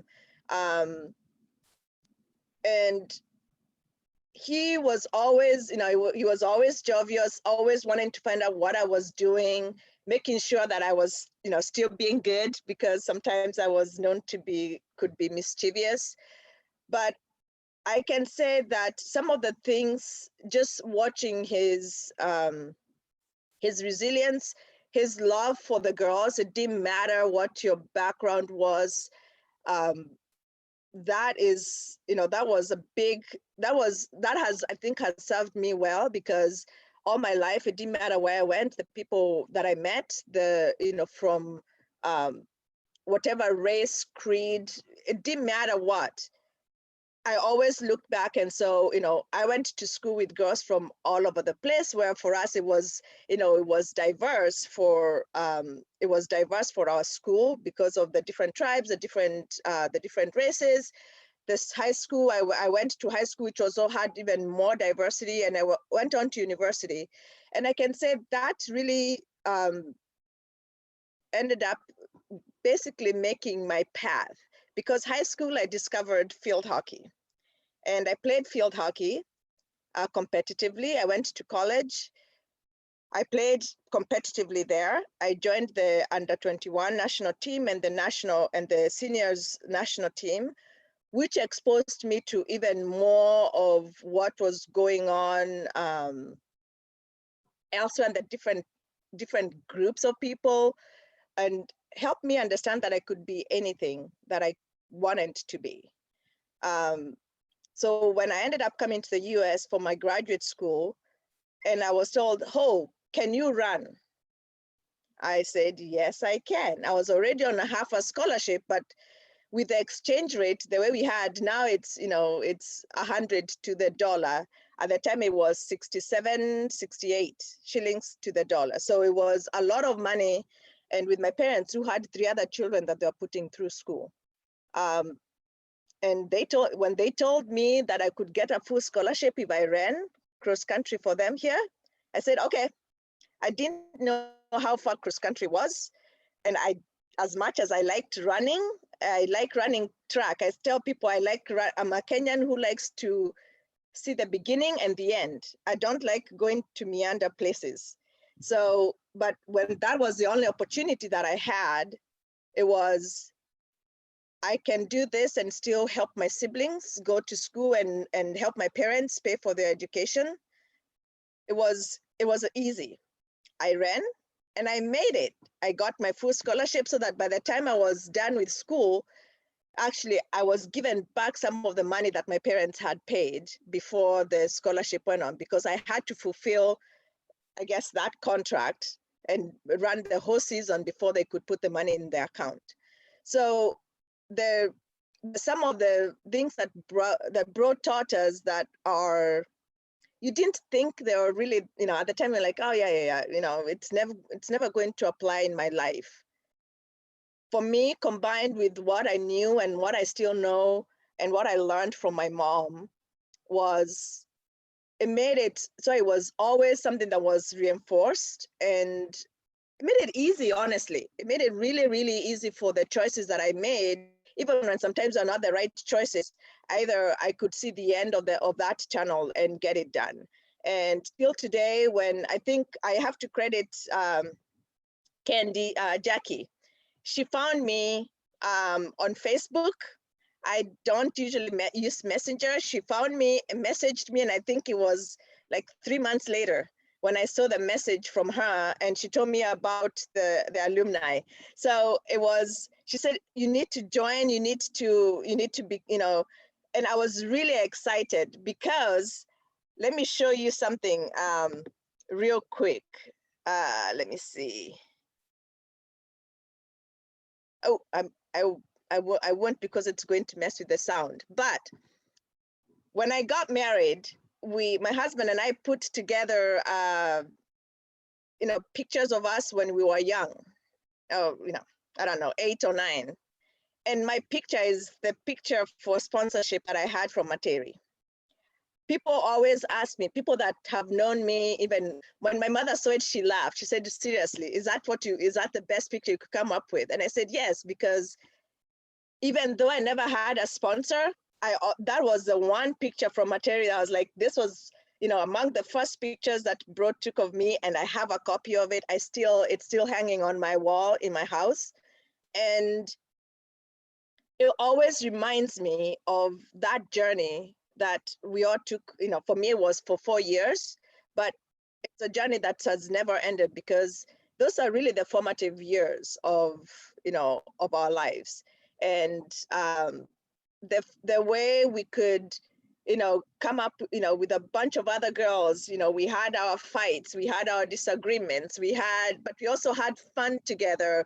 There are things we can't, you know, I heard someone mention Mr. Munde. I remember going and lining up in front of the canteen to, you know, waiting for bread, you know, people fighting who came first and waiting at, you know, you hold the spot for me. And there are so many things that we had that are in commonality, and whatever it is that we did, and however way our paths went, we can always go back and remember some of those good memories and see how that foundation was laid across the board for us. So for me, being in Materi and helping, you know, hearing about the alumni, and basically taking up Bro's burden of educating the next generation, the next group of girls that are going to be, you know, great in their own way. I still live by the mantra that you educate a girl, you've educated her family, and you've educated the village, because every one of us, from wherever we came from, we have done better. We want better. We want as good or better for our children than what we got. So it really is that foundation that he put down for, you know, for all of us and for me, it still reigns today. I don't have daughters, but having the girls that go to school, I have, you know, again, and being involved, that is something that will always be for me, because again, I couldn't be where I am without having had Bro in my life and without having had Materi in my life. And so I'm excited with what we are all doing. With the program, you know, with the progress that you guys have done. And I echo Phyllis's, you know, idea of having something that's online. You know, we have, as I can tell, we have people from all different, you know, all different careers, and we are, you know, whatever we can do here in the diaspora to, you know, to help and to mentor and to do more, just, you know, all I can say is ask. It never, you know, if you don't ask, you don't get an answer. If you ask, the worst that you can get is no, and the best is yes. So, you know, let's all keep doing what we are doing, and let's keep carrying that torch. And I believe that we are going to get, you know, good things are going to happen. Sorry, I keep getting choked up a little bit because this is really important to me. Thank you.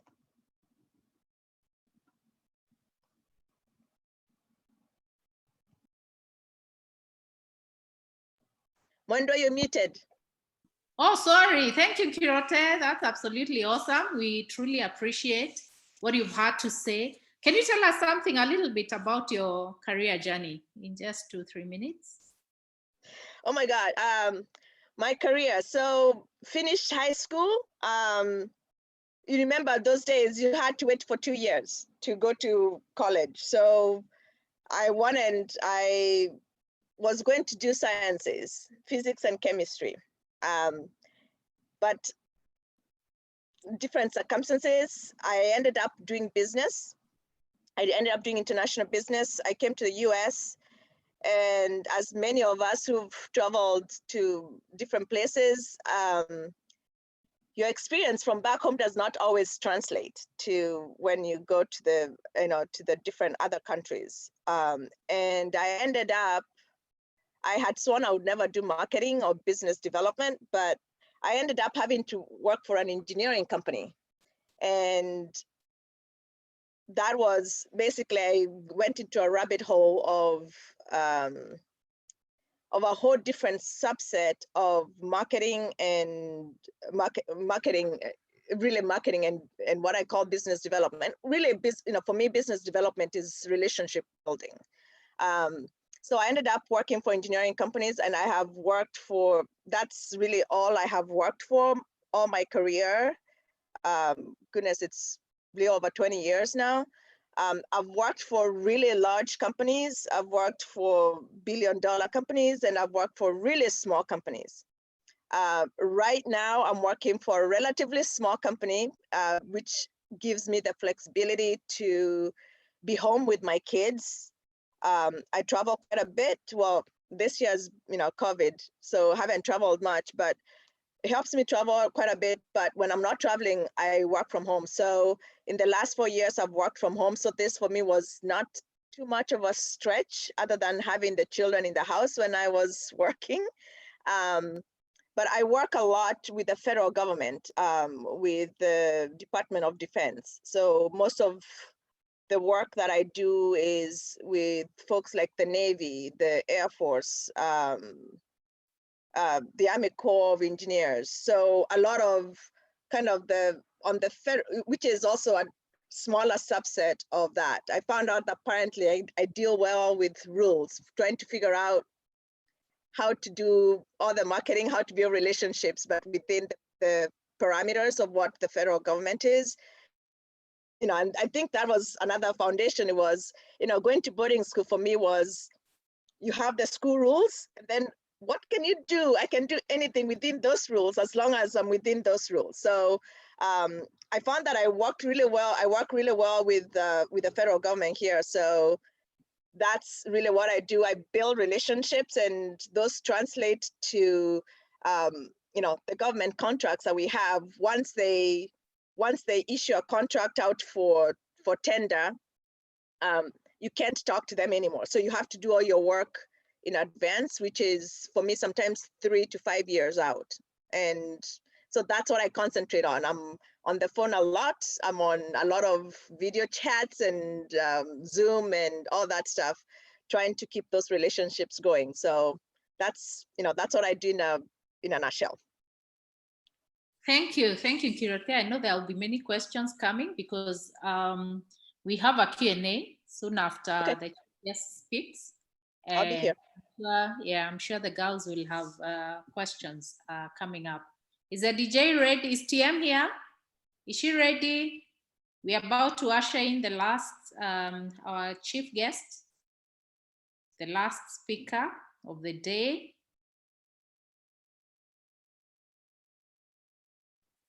TM, are you there? Okay, in the meantime, I can see we have new entrants. I saw Lucilene, karibu sana. That must be Lucilene Chure, class of 94. Is that you?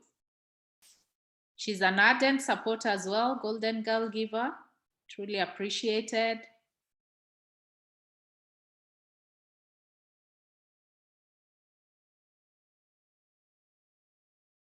I saw Consenta Gatumi. That must be class of 91, 92. Gatumi, are you there? Is that Dr. Gatumi? Yes, Yeah. yes. Dr. Gatumi, yeah. Karibu sana. Video Daktari. Thank you very much. Video Daktari, as you tell us something, she's one of the ones who has since gone on to treat girls. Say something. Yeah, thank you very much, Grace. I've just joined I'm just from work. Yeah. My name is Consenta. I'm based at the Maryland Teaching and Referral Hospital.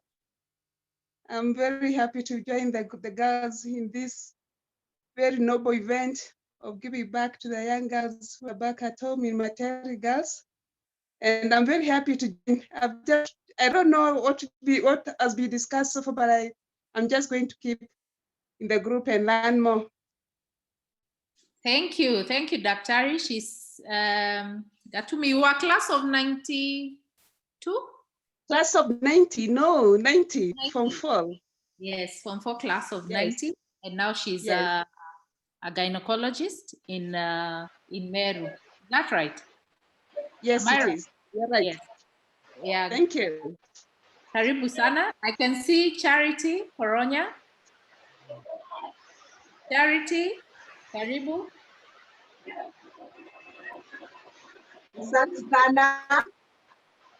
Kuna Judy. Charity, wapi video? Yes. You want to add something to it? Okay, Linda or Candy, please mute Taz. Taz, mute yourself kidogo. Charity? Yes, please. Wapi video? Wewe ulikuwa class gani? Nyinyi, I'm the oldest here. Mimi nilikuwa class 83. Wow, fantastic. How was life in Materi in 83? Kideno was there, Kidiungo was there. Was that 83 form 4 or 83 class 8? No, 83 form 4. 83 form 4. Yes. Wow, you are among the pioneers. Fantastic. What was happening there at that time? At that time, we had the cubicles. I understand you girls, when you came, you no longer had the cubicles. Yes. That time, we were staying 4 people in a cubicle. First time to have a wardrobe. Yes. We had the discos every Friday. Yes, discos, wow. Yes, Brother John used to bring us. When we didn't have the movie, it was disco. Yes. We used to have a lot of fun with the Sister Enda, Sister Veronica. and the sick bay. But I think the most exciting part, which I don't forget, was the Vivi juice. Yes. Tamarind.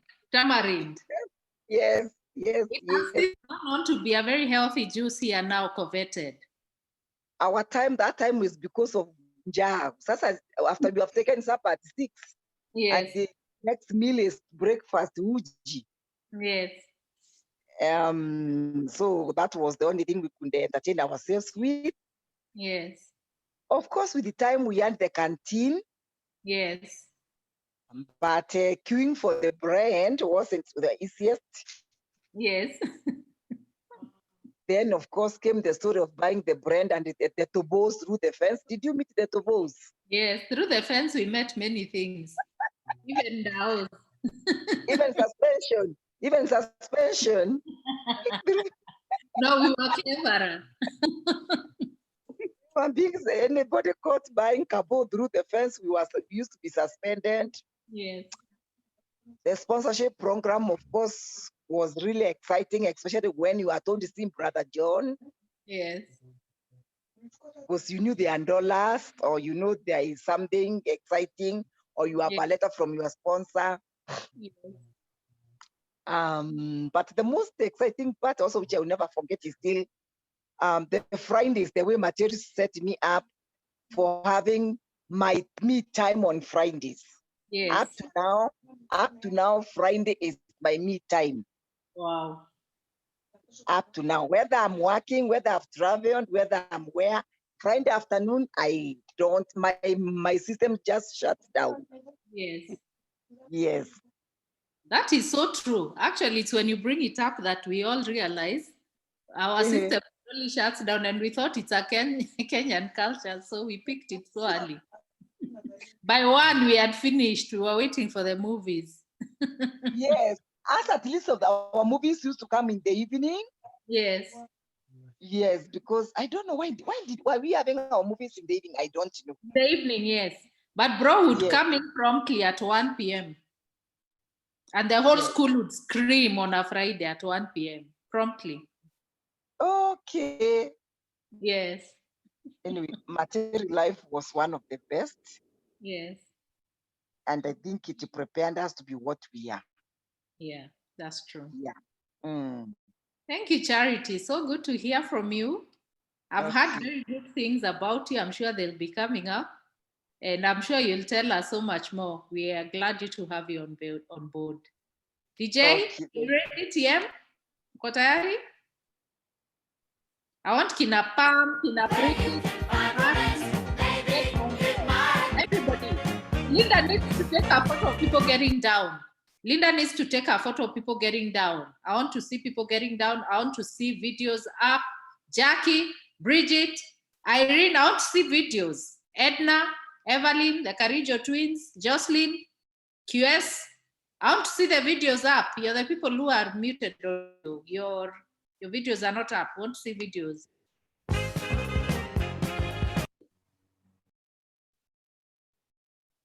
Take it up, DJ.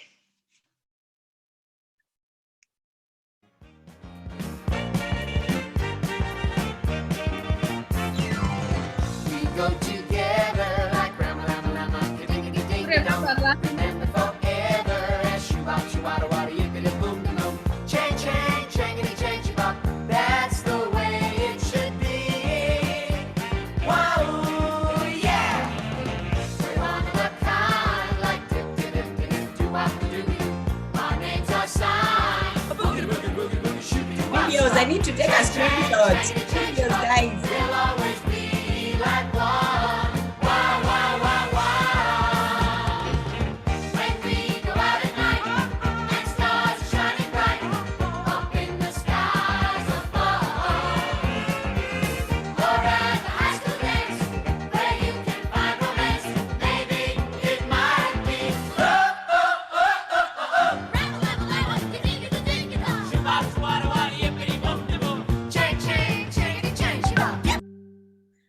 Hey, who's there? Where is the DJ?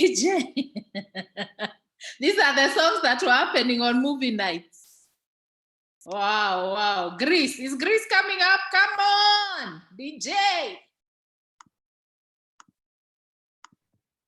Grace, my son's high school, they did Grease as their summer production a couple of years ago, and he was so amused at me singing along. So he had this sort of script and lyrics to practice, and he was like, how could you possibly know all? Oh, yeah. Grease was cheating. You tell him you watched it like 10 times in a year. It was just fantastic. Everyone had to watch that. TM. Grace, the DJ is a millennial. We have to get the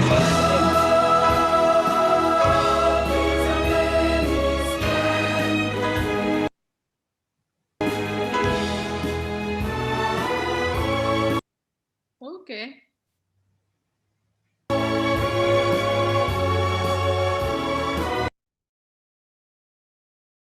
Okay, the DJ is still getting in.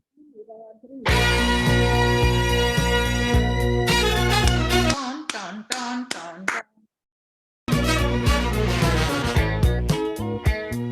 Come on, that's the one right there.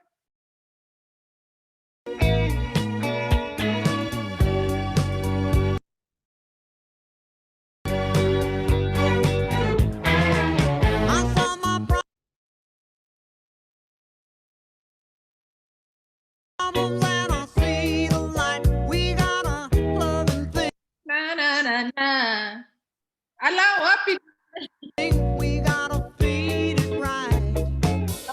Even us used to dance that. That one, eh? Yes, Greece. Was it Greece? Everyone had to go through Greece, but the millennials don't seem to have gone through it, man. They don't get it. Even now that we can be who we are. Pam, pam.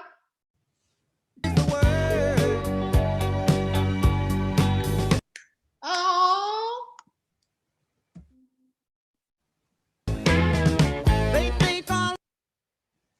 We should just do karaoke at this rate. I know. Who remembers that? Phyllis. Phyllis, what you are singing to the boy now, it's time. I could get the script. I'm sure it's somewhere in the house. and yeah, no, thank you. All right. Now that Greece is refusing, is Greece refusing on us really? TM. Evelyn, where's TM? You're the only one who seems to know how to get her. Okay.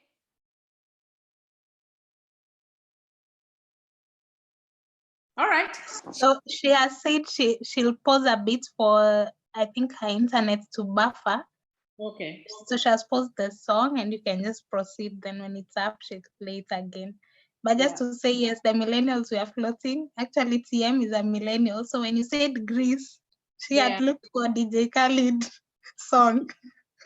So in that sense, these are not WhatsApp. So yeah, intergenerational difference. Oh my goodness.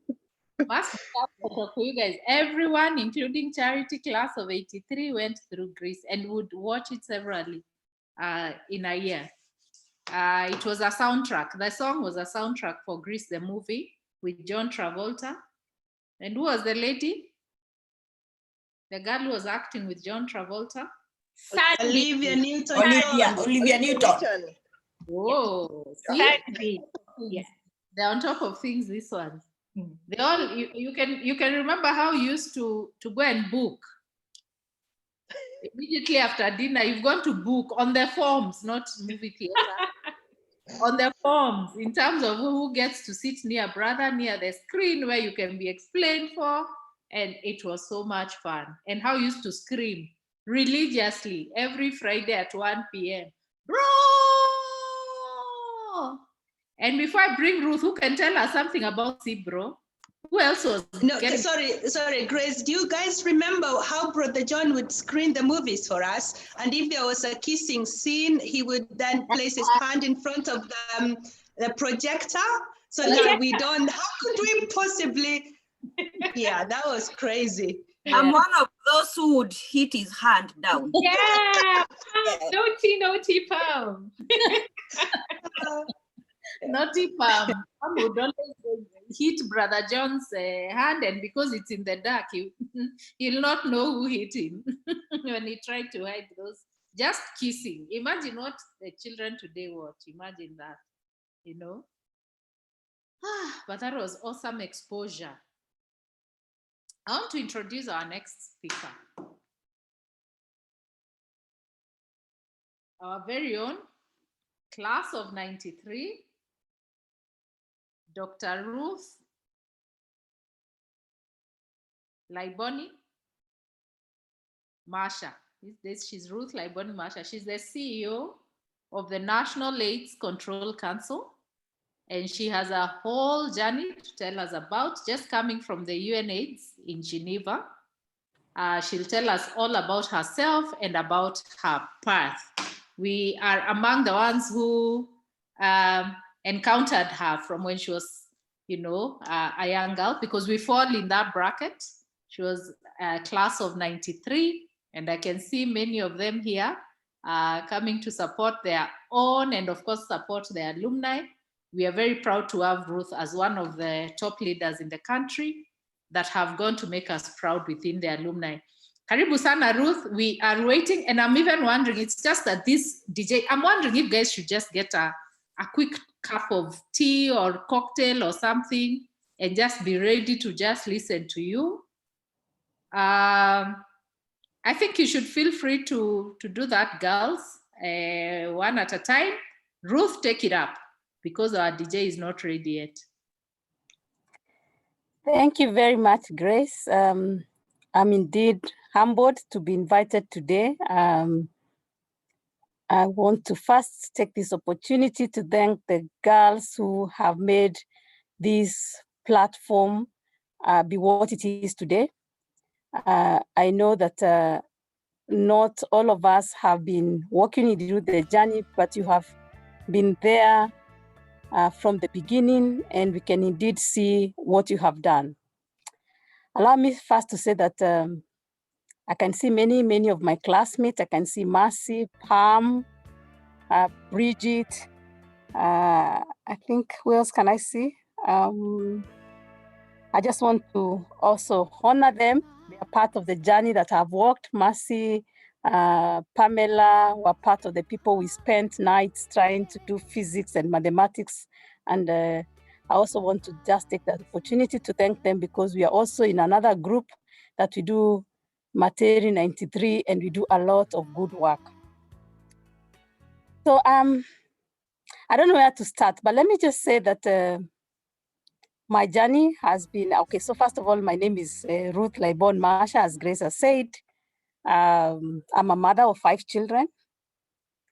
My firstborn is going to be 24 this year. And I think I probably may have the oldest child, other than one person in my class who had a child when we were still in high school. I may probably have one of the oldest children among my age mates. So my journey started a while back, and it did not start by chance. It started from another Materi girl. I cleared high school, and I was just sitting at home. Somebody just said, when you were not able to go to the university immediately, this Materi girl, one of the old Materi girl, was having running a program of addressing female genital mutilation, early marriages in my village. And she was looking for volunteers. And then she picked myself and one other lady that we ended up going to the same university, and put us as volunteers for that program. But as usual, with the kind of Brother John spirit, Materi spirit, one of the things she did was to push us very hard.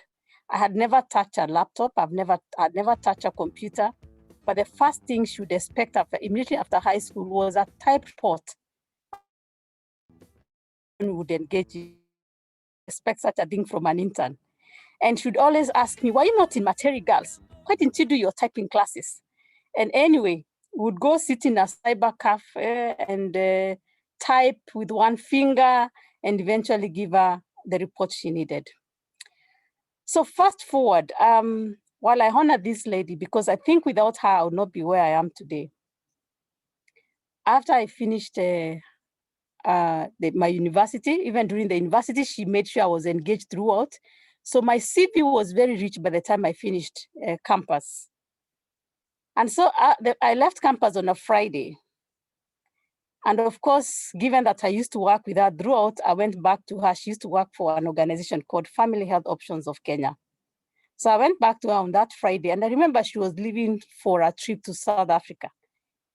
And then when I walked in, she said, oh, you're going to do 1, 2, 3, 4, 5. And then she used to have a pad that you write things to do.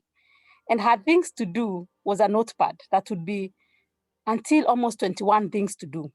You write this, you do this. It's like, who does this? I'm not even their staff before even she can tell me things to do. And then she left. I didn't have a hiring letter or anything. That was a Monday, having completed campus on a Friday. So Monday, I was working with this amazing lady and she had the 16 things to do. She went to South Africa and came back. And that is how I was hired. So I was privileged never to have one single day of my life that I never was working. And as such, if you compare myself because of that privilege with other people that I was in school together, you realize that my CV then became rich and richer because of one sacrifice a Materi girl was able to do for another one. And so when I started working with her, she really mentored me. She mentored me to the tune of, I was her assistant, project assistant, and she would just come and tell me, I needed to bring a minister to my meeting tomorrow. One time I remember she told me to bring, it was Professor Nyang Nyongo or one of the big people. And then I went back to her and asked her, so how will I get them? And then I remember her telling me, figure it out. And so there goes another Materi girl telling the other one, figure it out how you're going to reach out to the minister. And I went to the land, those, there used to be the reference books, yeah? They used to be, they used to come from post office. What are you calling them? Directories.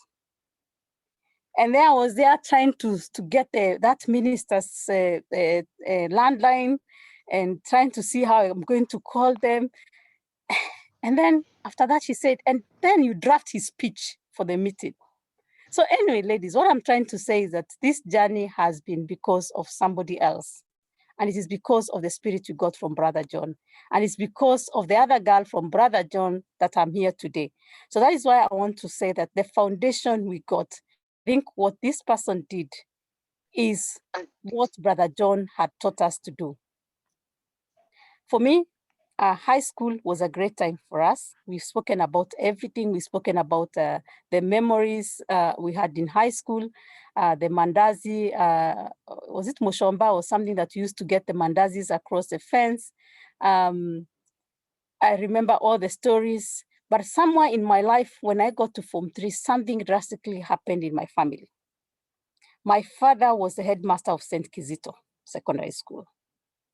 And with one, you remember the infamous St. Kizito story, and our lives just took a turn, took a really, really negative turn. And one thing I remember was Brother John, because I remember one morning I woke up and there was a headline on the newspaper where my name was put, and I was indicated that I had died. They said the headline was the headmaster's daughter dies in St. Kizito.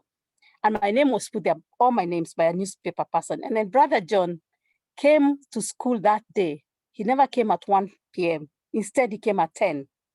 So I was pulled out of class. And Brother John called me and said, the newspaper today has you as a headline, but they say you're dead. But I know you're not dead. Are you dead? I said, no, brother, I'm not dead. Then he said, this is what I want you to do. I'm driving you back home so that your relatives can see you and they know you're not dead. And then we shall come back to school. So brother drove me back home. My mother was a high school teacher at Kanyakina High School. And he went around with Brother John in his car We visited a number of relatives. And I remember one of the aunties of my mom just seeing me and said, feeling like it's a ghost. And then drove me back to school. And then he said that, so that's over now, go back to class. And for me, that was something, that was a life-changing moment that I was not going to be dragged into something that I was not responsible for.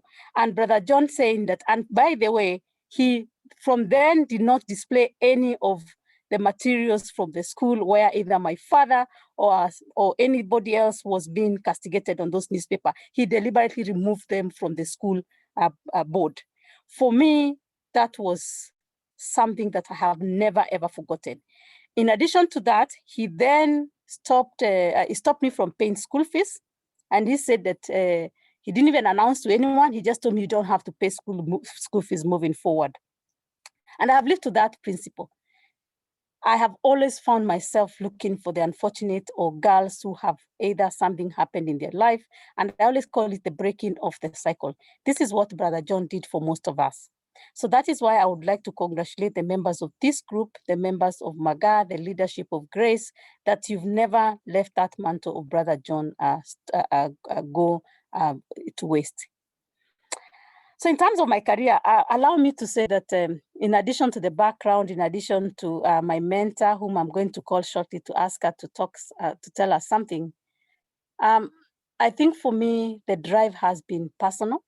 When I started this journey, it was a time that HIV had ravaged first, also my immediate family member. I had a nice uncle that I really loved.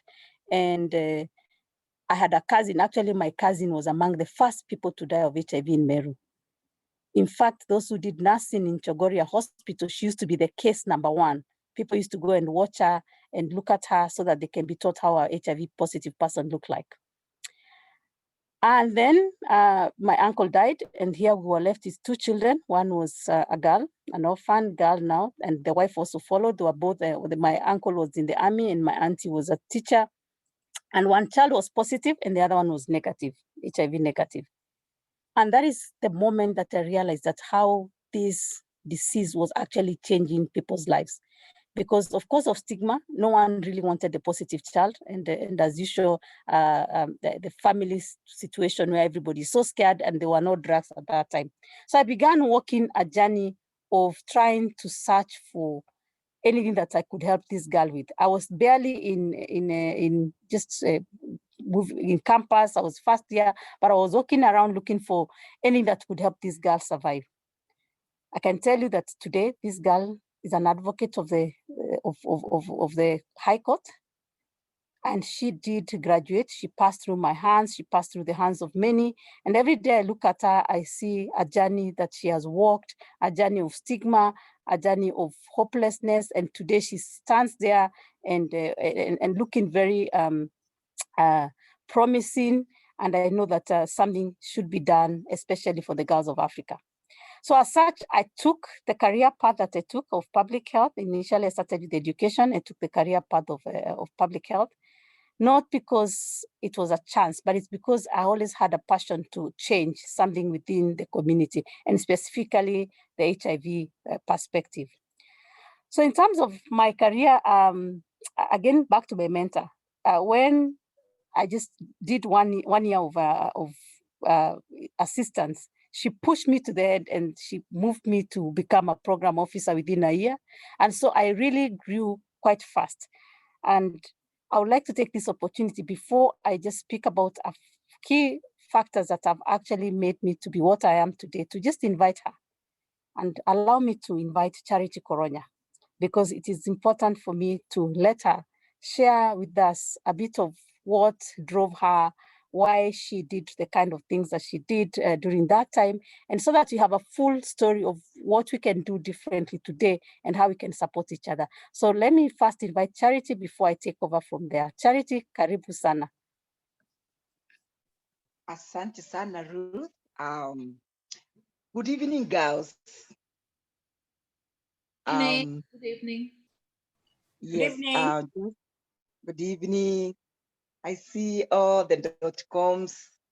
Like Ruth was saying, I'm Charity Koronya. And Mr. Koronya is just next to me here. I'm just using the camera so for you to see the man in my life. Thank you very much, Ruth. I just want, first of all, to really thank you girls for really ensuring that Brother John's legacy is alive. I felt so sad when I could not attend Brother John's burial because I was working in Somalia that time. But I was happy that when we made the move to go to Materi, at least I made an effort and joined the girls to visit Brother John in school. And I thank God because I had a reunion with him before God called him. And I want to really sincerely thank you because you've really maintained the spirit of Materi girls. And once more, to repeat myself, the legacy of Brother John is still alive. Having said that, I think God really blessed us through Brother John, so many of us. Before I could speak, I can speak about my encounter with Ruth, is to say that once upon a time, when I joined the UNFPA Kenya, because initially I was working with UNICEF Somalia, I went for this workshop in Naivasha, and there were these 4 ladies who were really quite assertive in the groups. They were quite leading the groups. And incidentally, they were all Merus, but of course, Merus, of course, married by people outside Meru. But at least each one of them maintained their Kimeru names. So I just went out of my way to ask each of them, oh, which school did you go? Which school did you? I was shocked. We were 6 girls, all from Materi girls, and we were the team leaders in whatever we were doing. And after that, I just told them, girls, we just need to say thank you to God and thank you to Brother John. I'm just trying to say that God really gave Brother John a chance to prepare not one girl, but so many of us. And I believe it is because of the preparation which Brother John gave us that God made me to also reach out to Ruth. For Ruth, for sure, whatever she has said is the truth. But Ruth, I would say, I'm so proud of you because you are also a very focused person. You are quite assertive. You are hardworking. To be a CEO for NAC and also to be an international staff in an international country is not just a walk in the park. It's because you are also focused. You know what you want and you get what you want and you work for it. I'm so happy and proud of you that you actually get what you want through the right doors. You work hard. I remember when you were doing your interview for your current position, I was calling you and you were telling me, I have not slept. I've been reading, I've done this, I have done this, I have done a mock interview with my family, clearly showing that you actually are a hardworking person. Just before I talk much about Ruth, I want to say that I did not know even what is mentorship, but I was interested in seeing another girl in the community make a difference. And I did not know Ruth would really change so many lives. Ruth, where you are, you've changed so many lives, not your relatives. You've had so many girls. If I remember when you were working at when you were working at FHUK, you helped a number of girls, Kalenjin girls, to be recruited in the army, to be recruited in the police. I just love the positiveness in you. And may God continue giving you that positiveness and also ensuring that you are also making a change in somebody's life. Just a very brief history about also whom I am, because as I've said, I actually did not know what is mentorship. But I'm whom I am also because of Ruth's father. But I did not know at one time, even when I was talking to Ruth, I did not know about mentorship. Ruth's father made me to be whom I am. And that is how I landed in Materi Girls. Like it is always saying that do good and you always be repaid. When I did my CPE, I didn't pass very well to go to a government school. And so my father said that the only option you have is to repeat school. And unfortunately, those days, that's the time FGM was really real in our village. But out of the effort of my father, I did not go through that process. But my father was so afraid that if I repeat, my mother will make arrangements for me to go through this process. And he went and met his friend who told him that this girl, I think she can qualify to a school, which is one of the best schools. And through Mr. Laibon Gondres, he saw in internal peace. I remember I did the interview 2 days after the interview and already been done. And I did the interview in Brother John's house in Nkobo. And the next thing was I got a letter to go to Materi Girls. I did not even know what Materi was, but Mr. Laiboni took us to Materi Girls. And from there, you write to me a letter and tell me, why can't we want to see you graduate? You must have a degree. When we Form 1, I don't know whether many of us knew about a degree was what it was. So what I'm trying to say is that Mr. Laiboni made me to be what I am. At one time, I really didn't want to stay in Materi. You can remember the way it was hot, the malaria, the sick bay. But you always say that if you leave that school, you are going to live a very, very nice place. And that is a place which will make your life. Now, back to Ruth. Ruth, like she has clearly said, actually, she's a go-getter. She's one person, if you give her lemon, she'll make lemonade out of it. The incident of the parliamentarian, as much as Ruth says that I mentored her, she has also mentored me in so many ways. That event we had was actually to bring parliamentarians to talk about FGM. And those were the years no member of parliament would want to talk about FGM for fear of losing vote. So when I asked Ruth to convene the parliamentarians to get Anyang and what is this? What is the other Luong guy? The top lawyer called, what is his name? Orengo. Because I realized that we needed the non-practicing community to bring to us the other MPs, and because of the Meru MPs were not willing to come. When I gave Ruth that assignment, I myself did not even know how to go about it. But for the time I engaged her, I knew she would get a solution. Because like she clearly said, when we started the anti-FGM campaigns in Meru, it was difficult for somebody to talk about FGM in Meru. And when we formed the Clitoris Protection Squad, it was difficult even to talk about it. But Ruth, at a young age, woke up and read the memorandum of the meeting. I mean, really the memorandum of the meeting and what the squad was going to do. And people who are there were like, I remember the DC, because that time we had the DC was like, what, who is this young girl?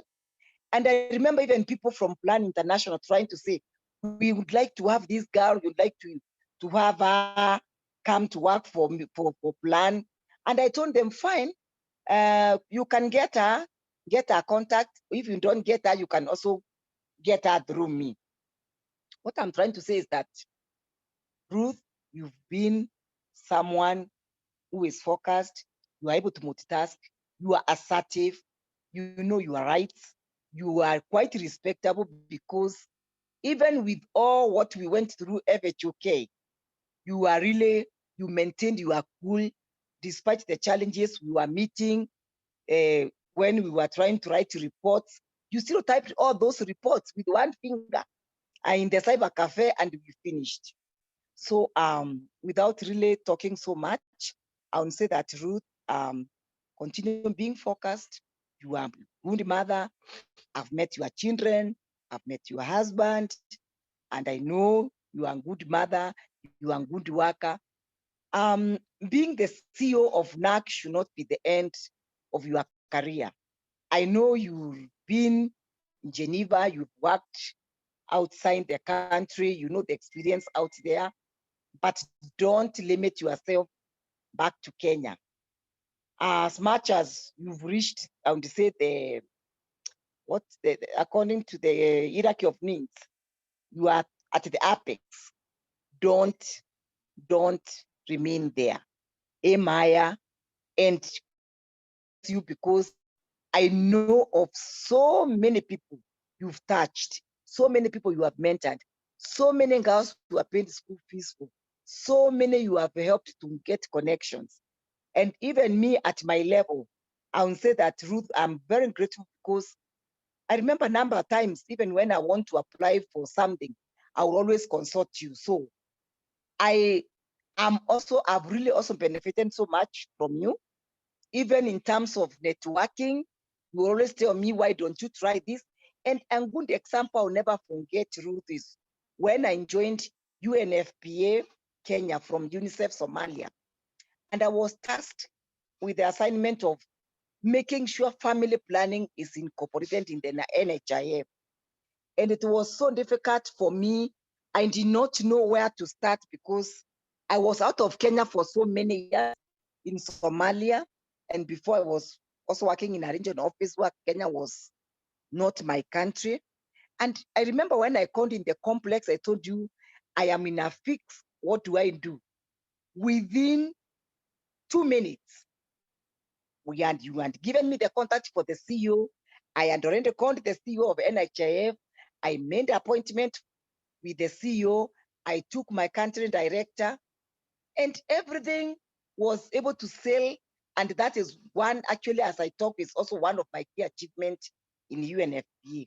So what I'm trying to say is that I've also benefited so much from you. So girls, let's continue mentoring others, and also continue blessing the less fortunate. We benefited from the sponsorship from people we did not know.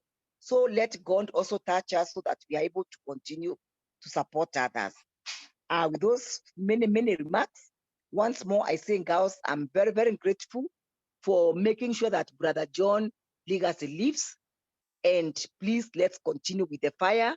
Material girls, we were meant to be people who can be able to sail anywhere, and we can be able to survive anywhere in any condition. May it be Juakali, may it be the civil society, may it be anywhere. God made Brother John to come to Kenya to make us what we are. May God bless you, and please make sure that you also support the 80s and the 70s group. Thank you very much, and God bless. Thank you very much. I think you deserve a clap from wherever online. Please join me to clap for Charity. You can unmute. Certainly. Yeah, you can see all of us clapping for you. Yes. Thank you, but you only me too. Yes, we are all clapping for you. Allow us also to thank Mr. Koronya, who has sat by you listening to this conversation. He's also one of my mentor and a pillar also in my life. Koronya, we really are grateful that you have kept this beautiful lady the way she is. I'm sure even everybody looks at her and say, class of which year? You know, her face never changes, nothing changes, and she's always remaining the same, because there's that man next to her who has always been taking care of her. So allow me just to pick back from where Charity has left and just share with us just around 3 things. Charity has mentioned a number of things that we have done together, but also for me, what I want to share with us today is that we are all sometimes blessed, but there's something that stops us from moving forward. And one of the things that I have learned is the culture of fear that especially stops many women from taking challenges. I wanted to start by first, when I started speaking, to say about my 5 children. So when I was offered a position to go to Geneva, I was actually expectant. And so the first thing, like any other woman would do, is like, how the hell would I go to Europe? How would I go to these other countries? How would I even survive? And I remember the same charity who is here, I was calling her, telling her, what do you think I should do? Should I take this post? Should I not take this post? And she said, listen to yourself. Just listen to yourself and make up your mind based on yourself. So what I'm learning and what I've learned over the course of time is that sometimes the steps we make, sometimes they are ordained by God, but also the fact that we choose to make choices that sometimes are not usual choices. You know, arriving in Geneva, those who know Switzerland with 5 children is not a mean task. It's a very expensive country, and it is one of the most difficult places to be with children. And I think the material resilience is what I must admit is my first point. This is what I've always walked ahead with. I've always looked at opportunities, I look at challenges, but I always dwell on the opportunities. And so in everything that I've done, I've always wondered, if this has gone wrong, what has gone right?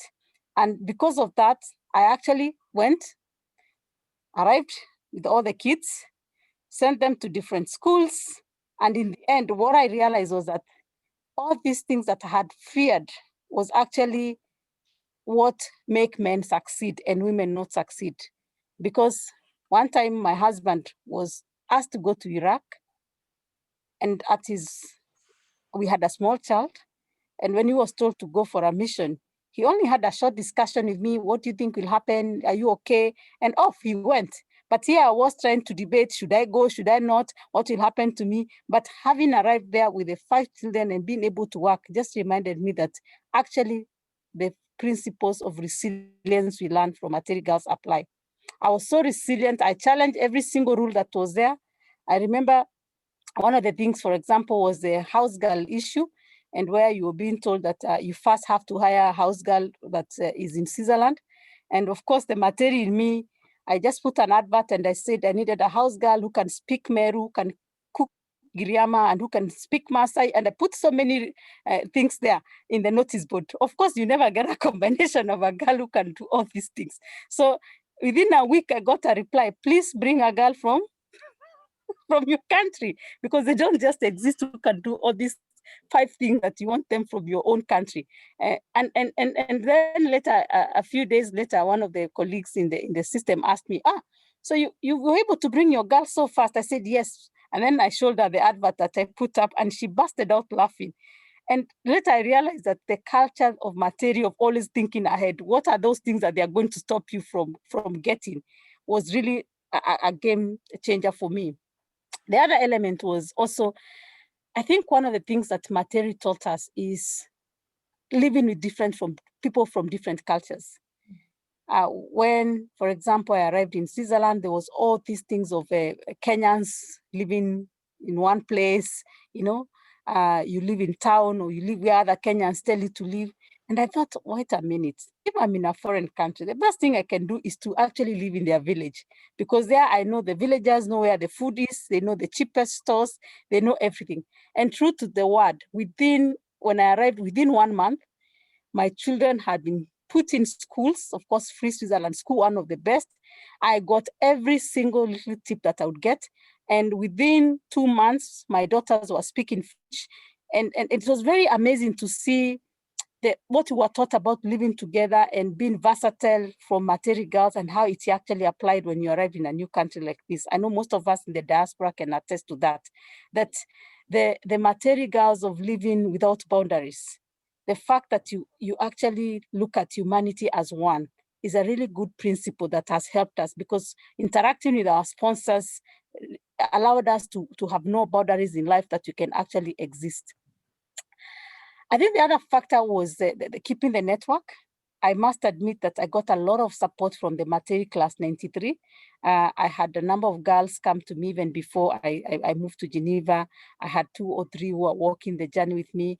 And it was very important for me to see that the groups that we have in high school are the only groups, because we have been to many schools. I was in master's class, I was in the PhD class, but the Materi class has always been there for all of us. So that for me has been a very, very good thing that I can go back to. So let me say that I wouldn't want to say that it is because of my own self that I'm where I am today. But what I can say is that there are quite a number of factors that have played together: the time, the place, and the people. And one of the things that I actually tell myself today that I pride myself is the network of people, and knowing what people can actually do in your life. I want to tell you today, never ever take somebody who can mute them. It is LGTM.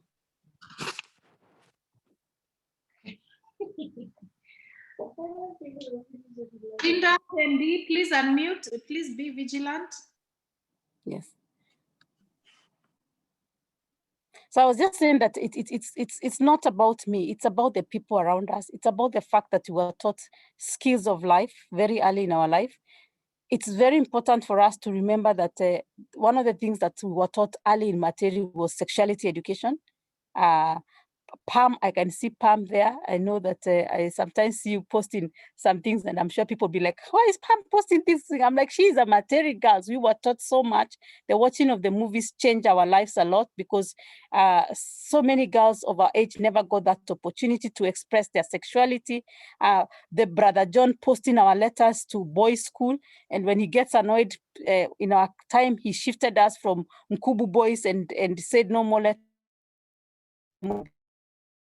or something, and he shifted us to Meru school. So the fact that he actually opened our mind, not only about school, but allowing us to express our sexuality. The photographs, never ever forget the photographs. Self-love. I think for me, that has been the key element. You know, without self-love, you cannot even be assertive. I remember when Brother John would take those nice pictures and post in his office on the wall. And even when you thought you were so ugly, and then he takes the photo and put it on the wall there, you actually felt beautiful. And we began feeling beautiful inside and out. And for me, that is what is lacking today. For many, many women who have never gotten a chance to be told they're beautiful inside and outside, it is what probably we have today that has made us succeed. I also had somebody, Charity just talked about having seen Materi girls everywhere, and you always know that if you see a Materi girl, she'll definitely have succeeded. I was looking for a staff recently, and a young woman arrived, and she said she's a district officer. And of course, she was speaking and with a lot of courage, and she sat in the boardroom, and no, she was just full in the boardroom. And she was asking me, so excuse me, madam, what kind of skills do you require? And then I said, oh, okay. So, you know, somebody who is supposed to be looking for the job, she's asking me to elaborate the skills that I require. Be specific. What are you looking for? So I told her the skill set that I'm requiring. And then she went like, okay, this is what I can offer. And then I just flipped on her CV. You know, I was like, oh, this district officer, they're called DOs. Yeah? This DO is really a sharp one. I flipped on her CV only to see Materi girls. And I just smiled. I said, wow, this is what this community has been taught to do, to be ourselves, to be assertive. And when we're given the opportunities, we never let ourselves down. So I want to say that I celebrate all the girls in this group.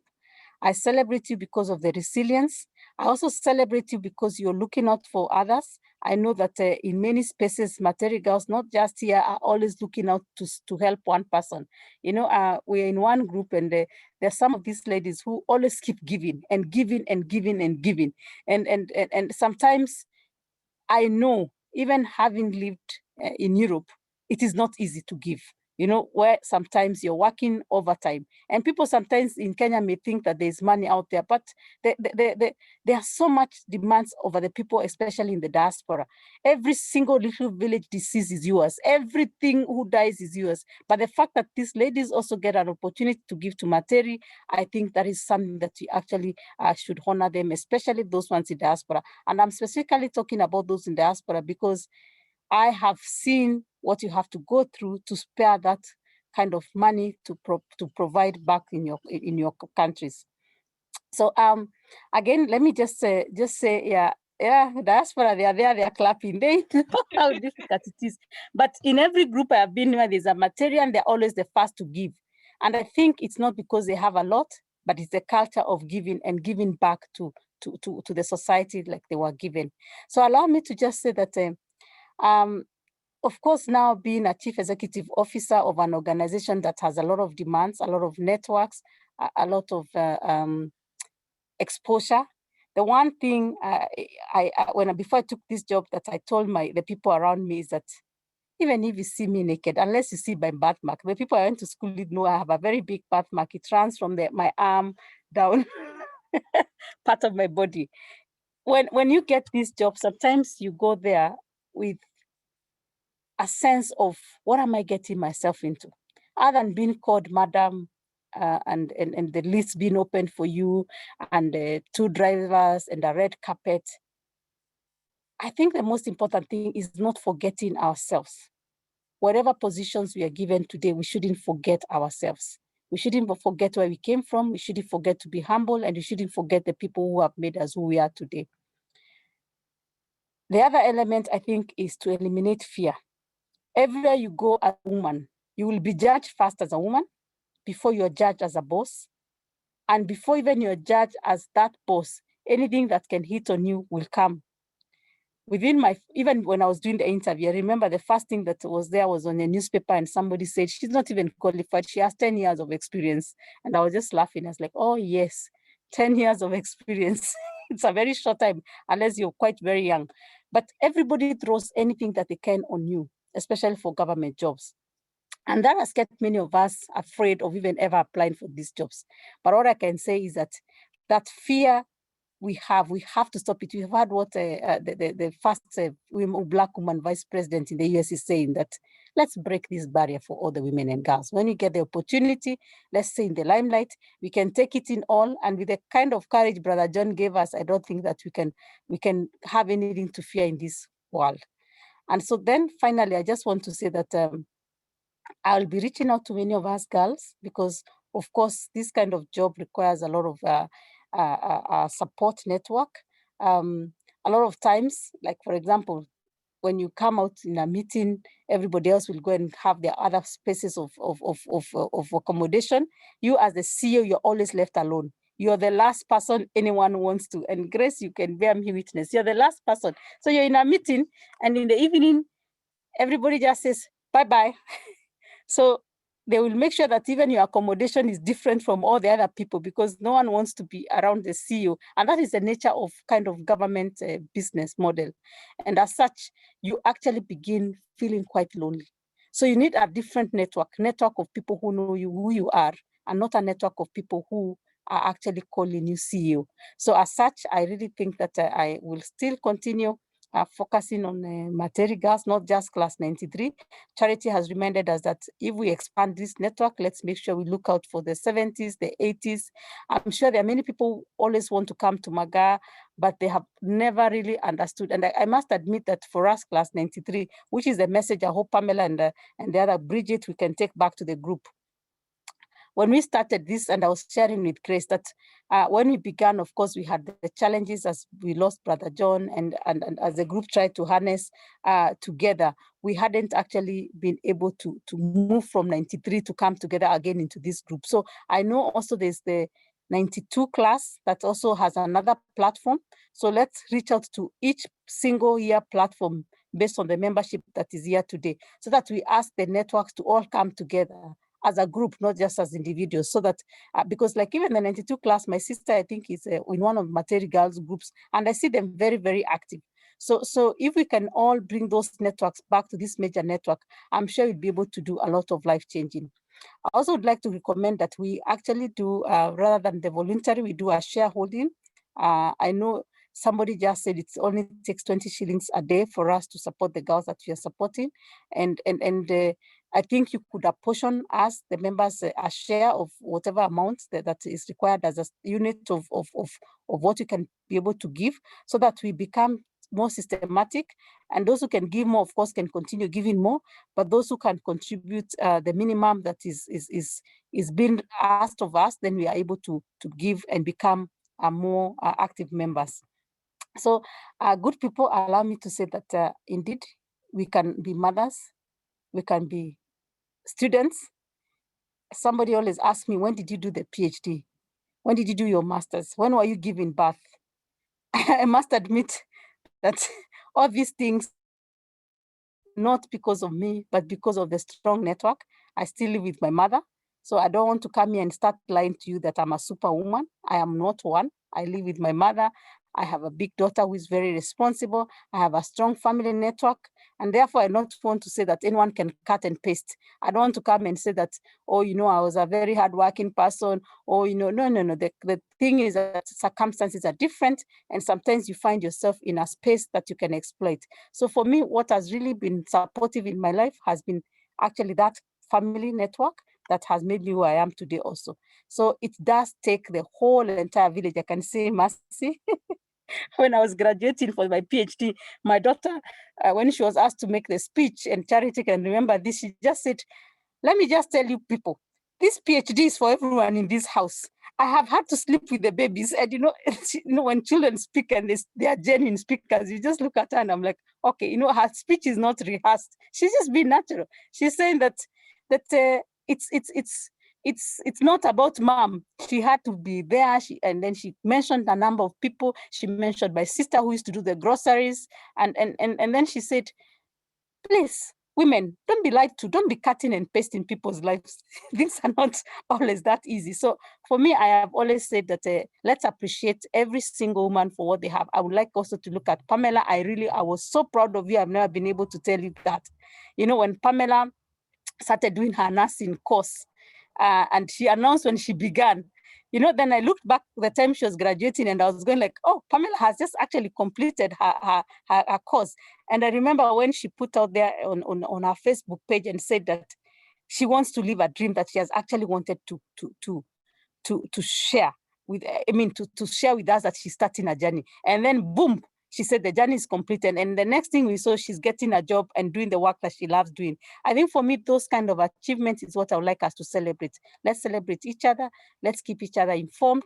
And of course, the other big part is opportunities. We have to seize opportunities as a group.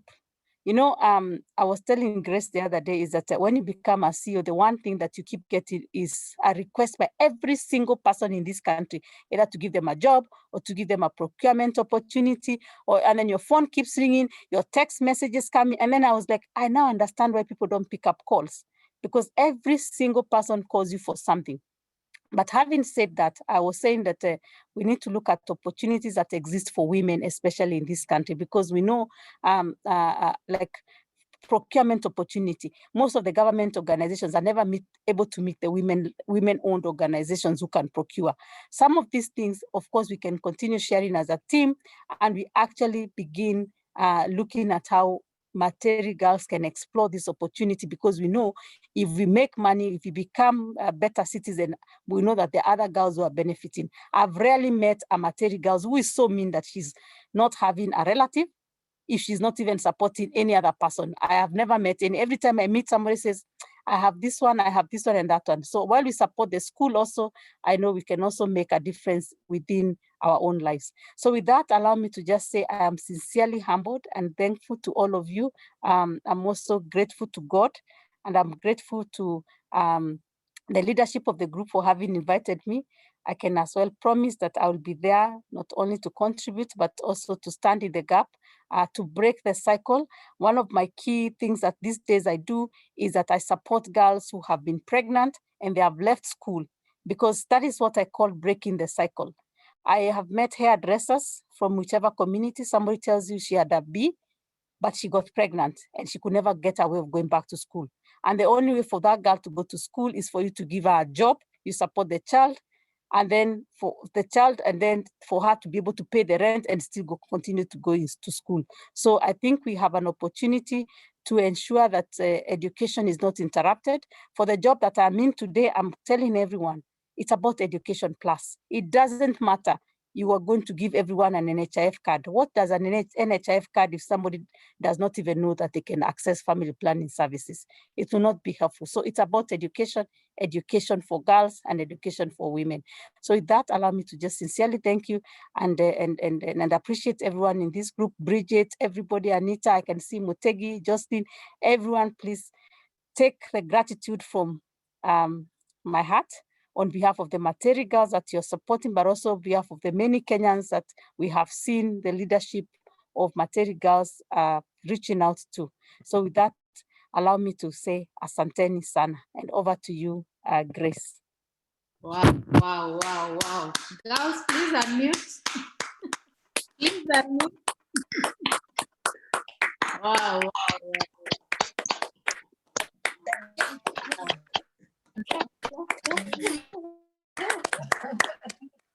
we couldn't have asked for a better, keynote address.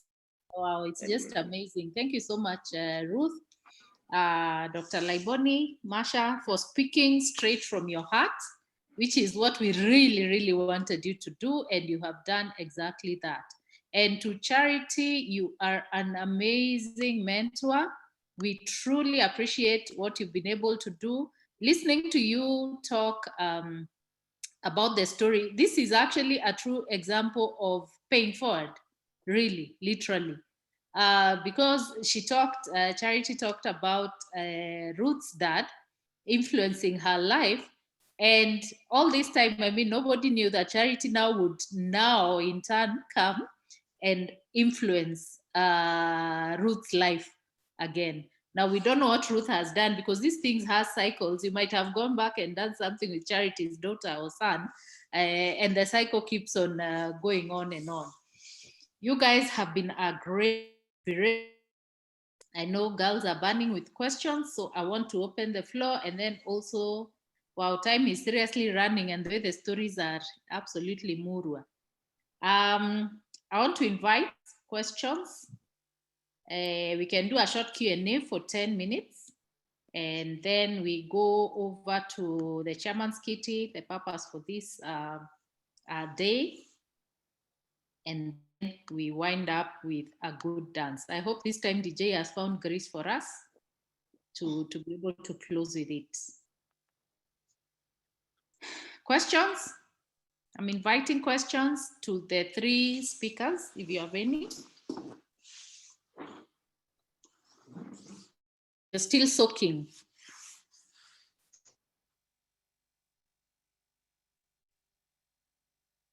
Ladies, maswali?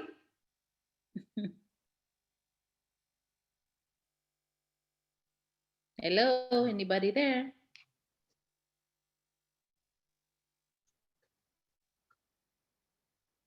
Yeah, I have a question, but it's not really related to any of the speakers. It's just a general question. And I was thinking, there was a very good suggestion by one of the ladies in the alumni. They were saying maybe we could start a cooperative movement. We could build something that could still employ other girls. And I think that has really never been considered. I would think it's a very good idea where we can raise money, the profits go back to educating girls. And I think that's a really good idea. I think it would bring in so many of the girls out there. And when it's something that also benefits them, that would really, augur very well with all of them. And I think that's a very good idea that should really be picked up, and we should really concentrate on doing something about it. So I don't know what the officials think about it. Thank you, Jackie. Your question is noted. Another question? We can take, then we answer those. Mine is not a question, but just to support what Jackie is saying, I'm just wondering whether, well, I've been out of the alumni, so I don't know you guys how far you've gone, but like having a kitty, like a trust fund, we've all benefited sponsors in our school life. How about having a kitty where we will be contributing, and maybe even if it is material or other place where we will be supporting such needy cases. Thank you, Charity. We will respond. Any other question?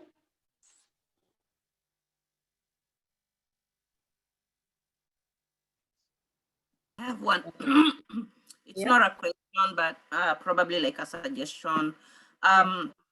Is it possible, like, for alumni to to pledge like a certain amount of money, maybe for the year, because some of us, we have so many things going around. So if I know by the end of the year, I need to have put this towards this course in material, then that way I'm able to organize myself better.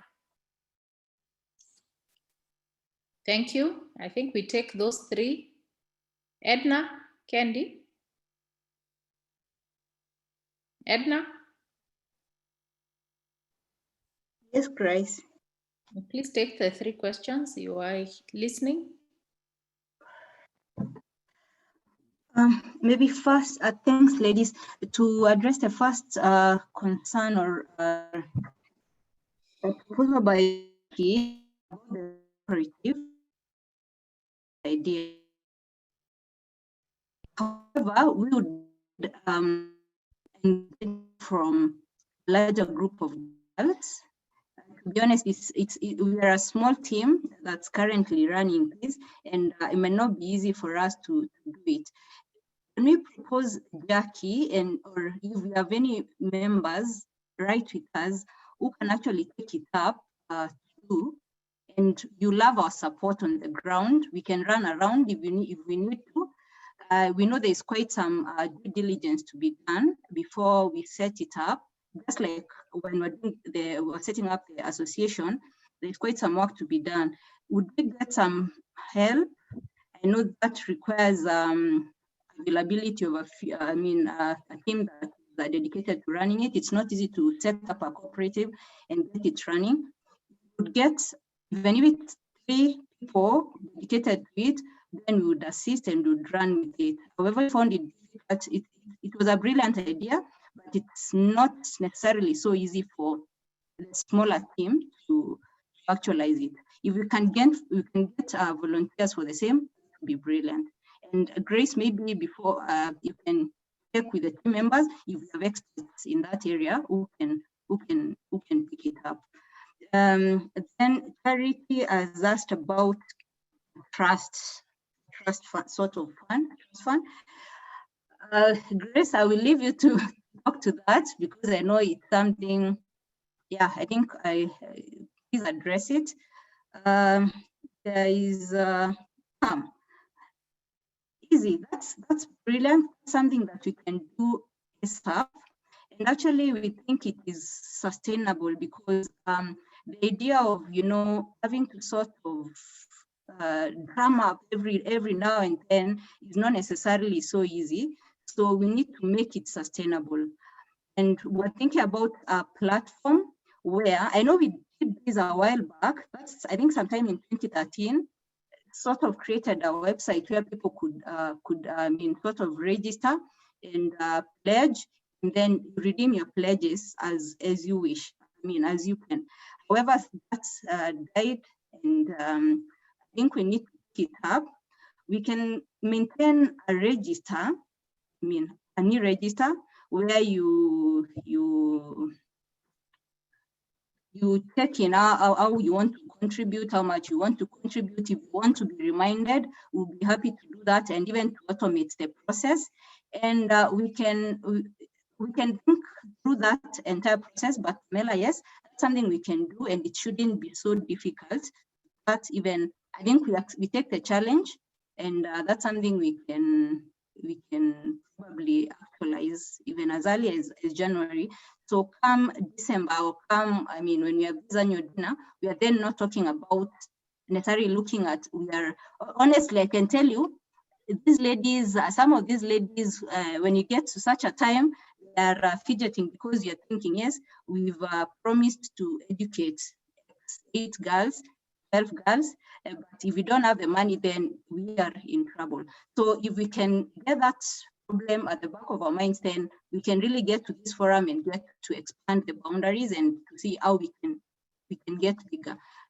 Brilliant ideas. We take the challenge for that's as quick as January, and I personally want to own that task. Then, but the one on Jackie, please, Munjuri, check if we can have experts help us, and you'll have the groundwork. Watu wa mkono wako hapa those who understand, of course, you speak, you understand Swahili. So you love watu wa mkono, but we need the experts to sort of help us get that started. First, Grace, respond to that. Over to you. Thank you. Yeah, thank you, Edna. You've responded adequately to Pam's question. That's doable, has been done, can be done, always can be done anytime. So yeah, you're free to embark on that journey. Actually, we have a couple of girls who still do that, who give every month because that's their comfort levels. Then there are those ones who want to just give once and be done with it. Those channels are open, so that's Pam. For Jackie on the circle, what we can do is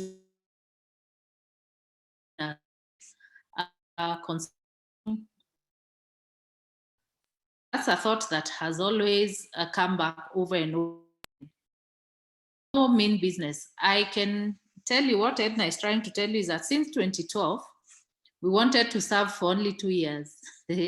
We have never found people who want to replace us. Every year, even for after our 2 years, we tried to hold the AGMs every year and hoping that we can be able to do elections and people actually volunteer. We only succeeded last year, is it the other year, to bring more people on board to serve in the committee. It is not easy at all to find committed, dedicated people to run with this vehicle.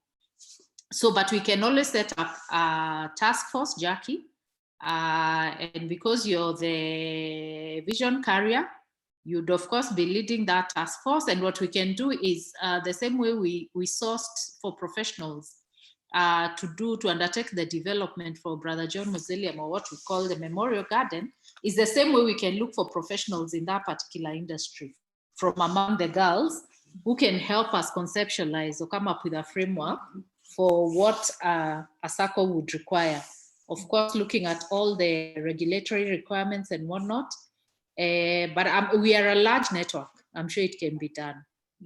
So that's something that we can back on in the coming year, in 2021, and we fish those professionals to work with you, and we set up the framework. Like Edna says, we'll do the enabling as the office. That's not a problem. Good, thank for you. Charity, you may have missed our three-pronged agenda as the alumni so far. What we do is, one, primarily sponsor girls. Number two is mentorship. And number three is development projects, money allowing. So number one is a kitty per se, but not a trust fund. It is a kitty because what we do, and that's the reason we are here today, we actually do this dinner fundraiser every first Friday of December. This time we did it on a Saturday because we wanted girls in the diaspora to be able to plug in when they're not working, because we know these guys can hold 2 jobs, 2, 3 jobs. And so we thought maybe a Saturday would give them a little break to sort of be able to attend. So so this fund, we fundraise towards this fund every year, and that's what we're able to keep girls in school using. It is not a trust fund because people have not found a systematic way of giving to this kitty yet. You'll find some commitment from some girls for 2 years. The 3rd year they drop off, the 4th year they're back. That consistency has not been found. And so we give people the free will to be able to think and decide what it is they can be able to give. But when we find some kind of commitment, like for example, through building that vehicle of the circle, it might be easier because we even tried to get people to be doing subs, annual subs of basically just 500 shillings per month.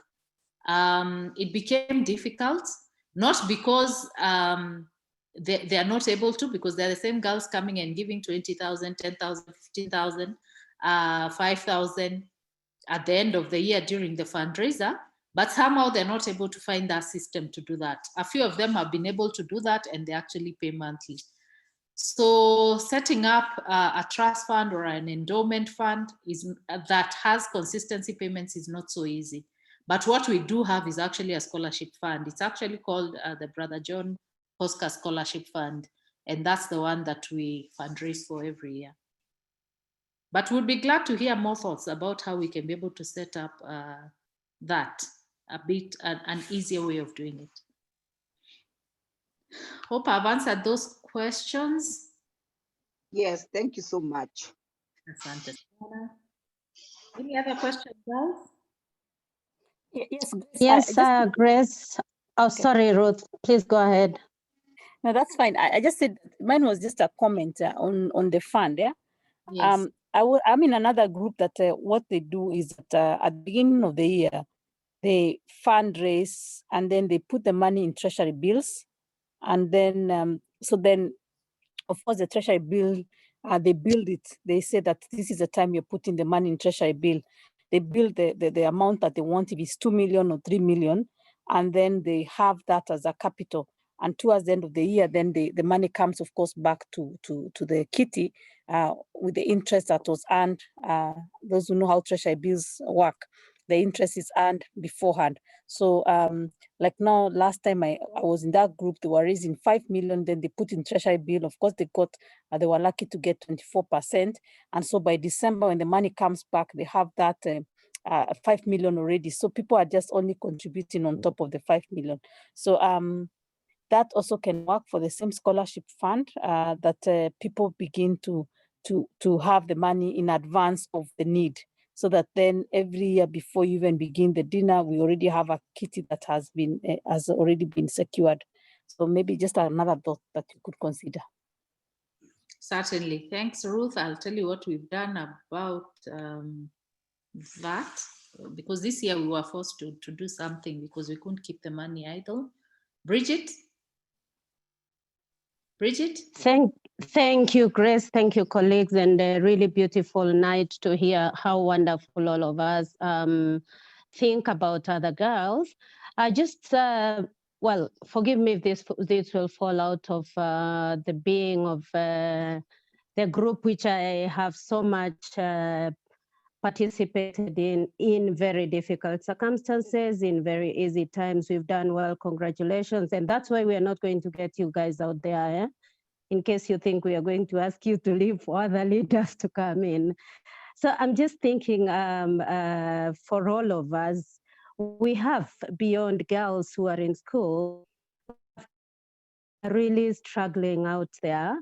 Sometimes we have extremely, extremely needy cases that reach out to some of us individually, that reach out to groups that some of us belong to. And in the spirit of building a girl, holding a girl's hand, what can we do about this? Because I know that we could do a lot, we could do much more than we are doing. But again, that's my first question. My second comment will be just like Ruth has said, looking at a more robust way to do you say invest the money that some of us are going to put in. Even if somebody puts in 5 shillings, it doesn't sit there for the whole month, for the whole year waiting to be put in. That would really benefit a lot. And then lastly, I know that back then we had done a cohort kind of foundation for each class. And therefore, how do we, do you say, activate the classes so that we get each class sort of feeling obliged to make this dream come true? Because it won't be pretty beautiful that some few girls remain committed to this, but how do we make take advantage of the existing groups of girls, existing groups of classes to better strengthen the larger group?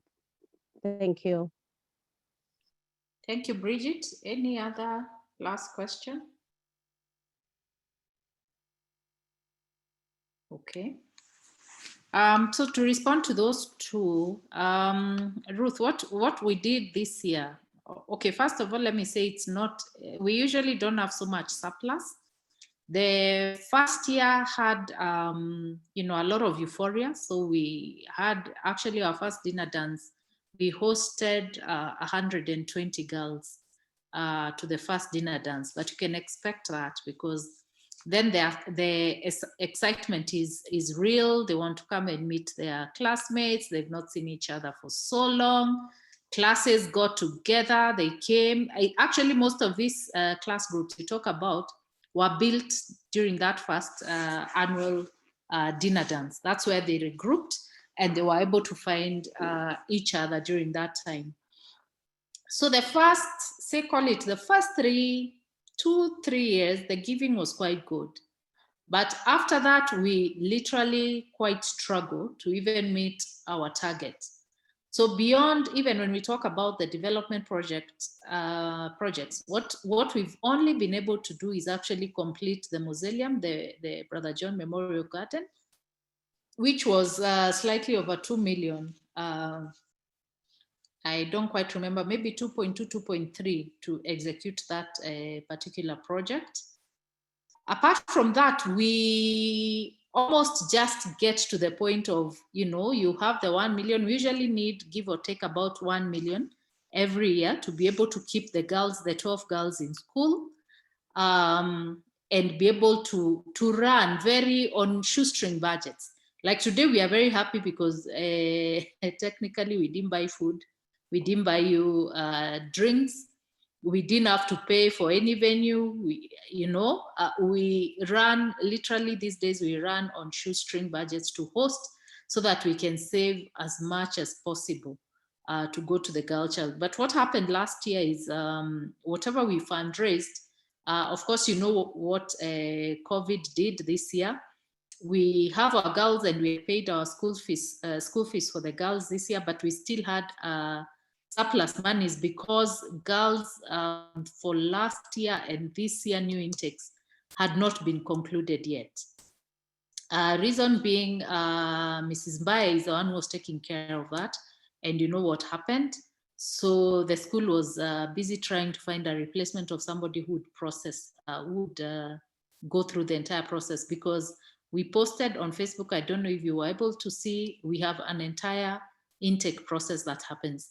So when we realized that we have some chunk of money left this year, I think give or take about 700,000 thereabout, we decided to actually lock it in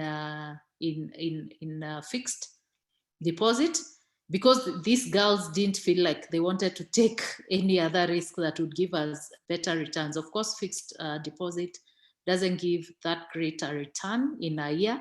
And of course, if we went the T-bill way, would perhaps make it better. But the point is, we're not able to raise so much more than what we really need.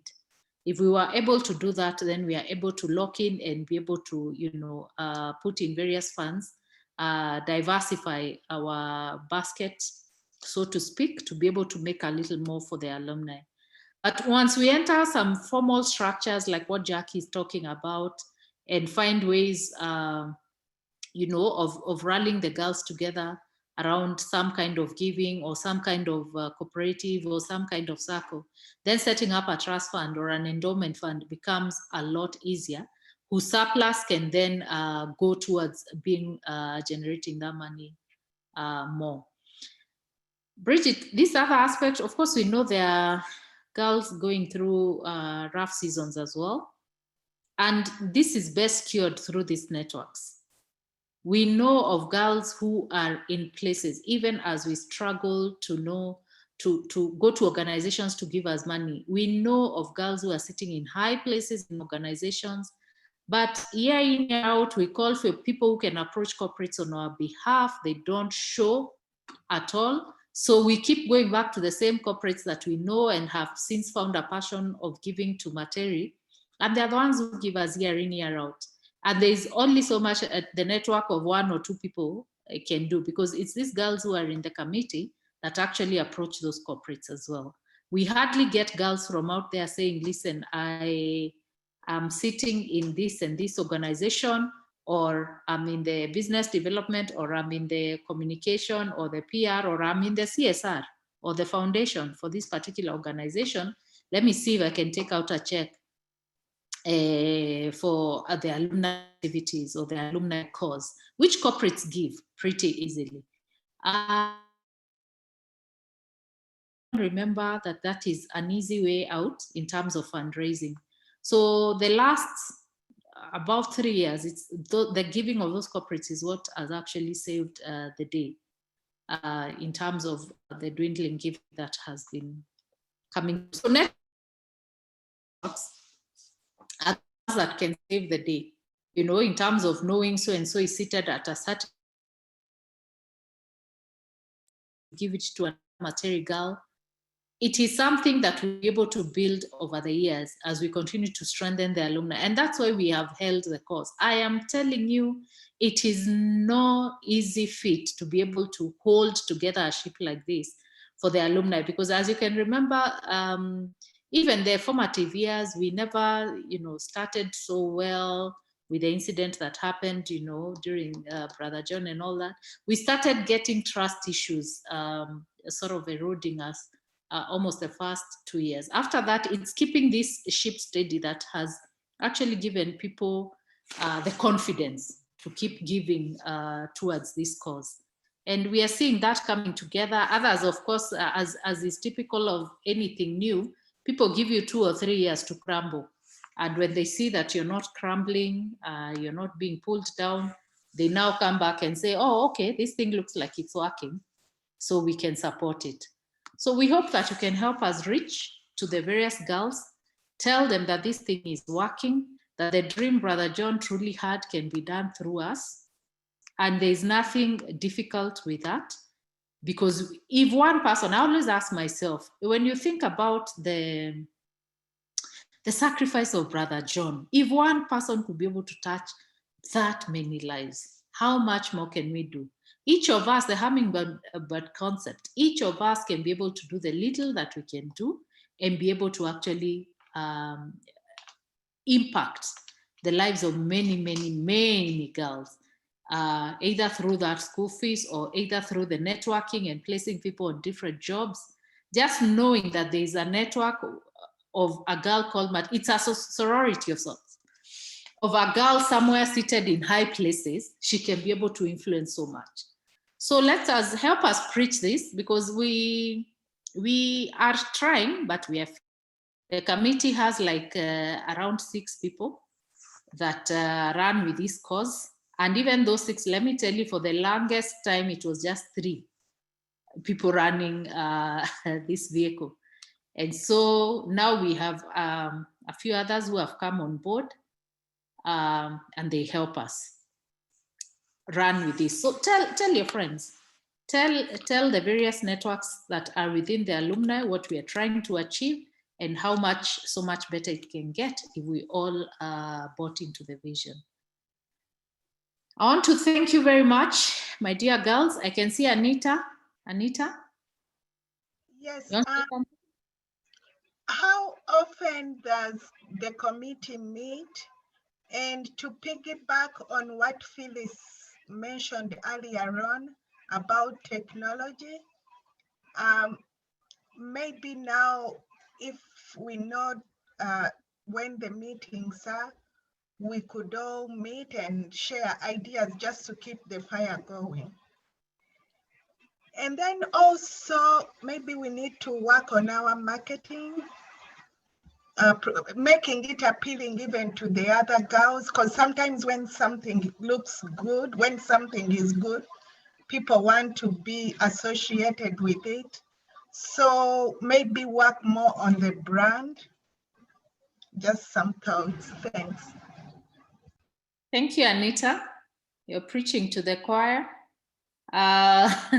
Yeah, on the marketing and the branding aspect. But yeah, we meet, you can almost say like monthly, once a month, thereabouts. But when we have events, the 2 major events, one is the Mentorship and Career Day, and then the second is this one, the annual fundraiser, we tend to meet more often so as to plan ahead concerning this.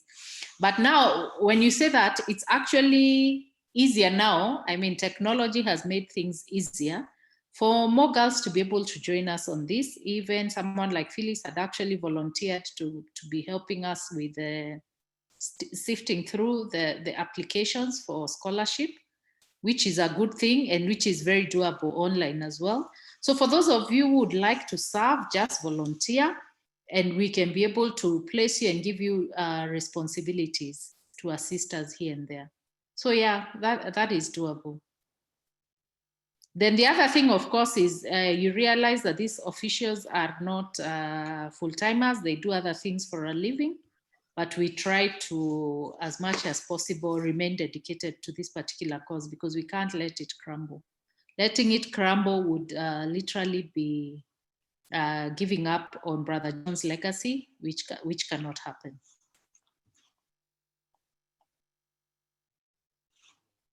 Have I missed a question? No. No, oh, sorry, just a quick observation there, Grace. And can I just say I do appreciate everything you do and the committee does. I know a few ideas have been raised and just wanted to throw it in there. I don't know if I probably might have missed it. One of the issues I think with raising funds with corporates is explaining to the corporate, say, for example, if you're thinking about raising funds from a company that's not necessarily based in Kenya and they have no idea what Materi is and what you're on about. So I think together with the other ideas that have obviously been mentioned, registering a foundation would be really helpful because that everybody recognizes a foundation and we already have you know, we already have a success story. We're already sponsoring this number of girls and we are already doing this and this is our plan. I know obviously there are legal issues there and I'm not an expert, so I'm just throwing it in there with everything else. So if we already have a name, so if we hand that and it's a clear legal entity, and this is the purpose of the organization, and we need to raise money. It makes it easy to approach sponsors from other parts of the world who don't necessarily know Materi or have no idea where Materi is.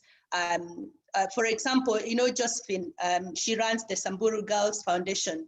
So I'm kind of thinking, because for us, Materi is very special to us, and probably just putting it in the mix.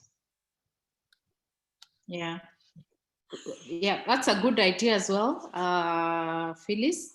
Yeah, there are many organizations. Okay, let me just say that, first of all, we are a legal entity. And so that's how come some organizations have been able to give towards to our vehicle in the first place, because it's legally recognized. It's registered under the Societies Act as an association. And we've been able to showcase what it is that we do and hope to achieve through this particular ship. Registering a foundation does have its own regulatory challenges in this country, but it is not, it's not impossible. It's something that can be pursued if we believe that that is the only way that organizations are going to give to us. So yeah, we can embark on finding out what it is that is required of you know, the legal requirements. And yes, it becomes a lot easier when you're giving to a foundation. Although I think even sponsorships in this country have KRA rebates. When they give towards a CSR course, they actually do get some waivers from the Kenya Revenue Authority. So I don't think that those waivers are just specific to giving to foundations. Even when they sponsor us the way they do, when they showcase that they have sponsored us, they're actually able to be given those rebates, because there is that aspect of CSR that is expected of each and every organization. But yeah, we can find the regulatory requirement of setting up a foundation, and to just assess ourselves and ask, are we there yet? To be able now to actually position for a foundation, because it does require a lot of work as well. But yeah, that's an idea. Other observations, questions? Okay, Linda, are you ready with the recognition of the people who've already given to this year, towards this year? Yes, Grace, I'm ready. Please, okay. Please acknowledge so that we can move to the next step. Okay, for this year, we've received contributions from Dr. Mary Kaembe, from Dr. Anne Kathure, Catherine Kirote, Anita Ligaweza, Pamela, Jackie Mutugi, Jocelyn Gasheri, and Phyllis Leria. Thank you very much, and we continue to contribute towards this cause. Thank you. Okay, so as you can hear, this just started trickling in yesterday, but what I want, is it yesterday, the day before yesterday, a couple of days ago, that's when people started giving. As usual, of course, we have the Kenyan mentality of last minuters. That one we are respected for. But I do know that girls have every intention to give, which they do. And that now explains to those of you who are here, why we even come back to you with a report in January or thereabouts, because then we give people time to give of their contributions and of their pledges. Sorry, so this Grace, just an interruption. Yes. I mean, I'm a bit worried that we are so many ladies, and we can actually take a handful of those that have given. Now, going back to Bridget's idea, the class networks, I think I've seen millions and millions contributed on WhatsApp pages only. So I think we really need to activate those groups so that they can give and give and give, because I mean, I'm shocked. We are so many and only 5, 6, 7 people have given. It's shocking to me, because we were blessed in very many ways. So I think we need to tap into those groups, get to see who is in charge of what group, what we can do to activate them so that they can, we have class 94, 93, 92. Let's see what each class can give. And I mean, it's still shocking to me that we only have 12, we can only support 12 students. I think we should be doing way, way better than that. And I'm very sure we're very capable. And then taking on from Anita, the branding, the marketing. And then for you, Grace, you have a very, very special way with corporates. Why don't you ask through Facebook, how many of you would like to be trained on what to do to approach these corporates and all that? Maybe for some people, like Ruth was saying, maybe it's just out of fear, or maybe they don't know what to do. So I think there's a lot, way more we can do to tap into that. I think on Facebook, Linda can give us the number we are so many of us. So I think we really need to tap in more, to bring in more, because I'm sure we can do a lot more. Yeah.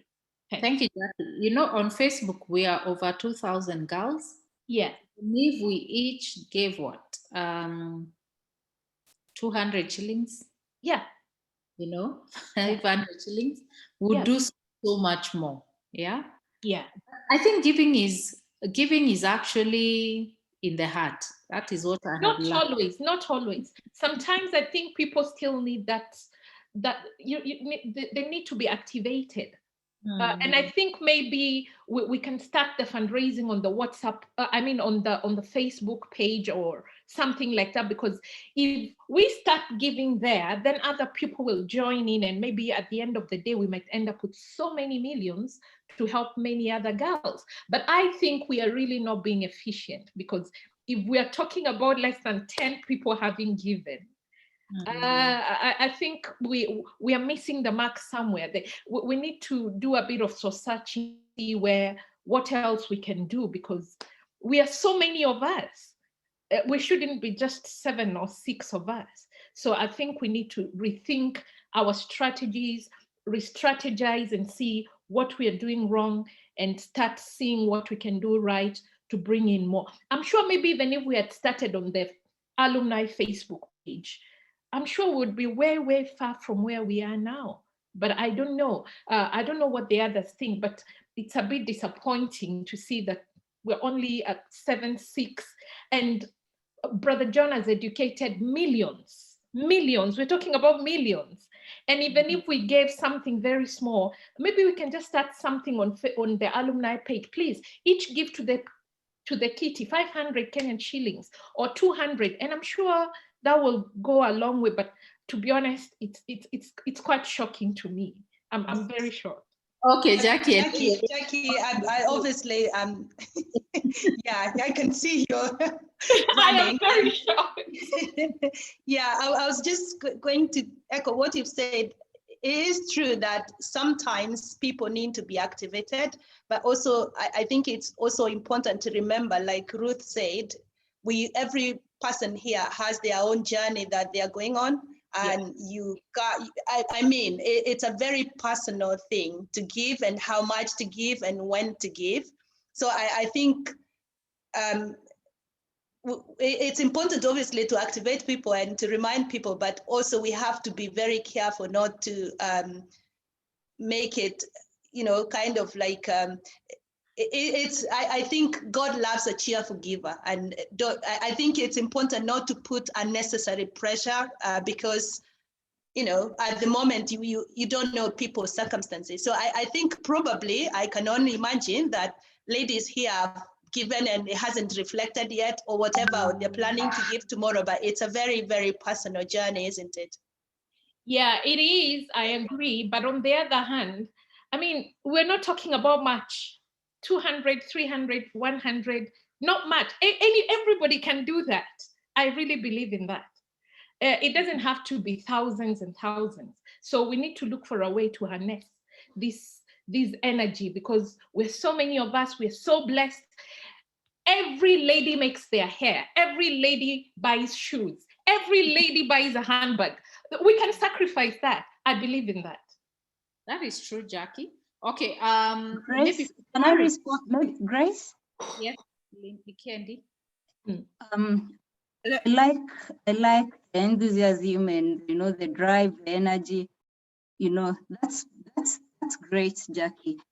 Two challenges we've had, and I like that you are here. We can call it out, and this is where we need help.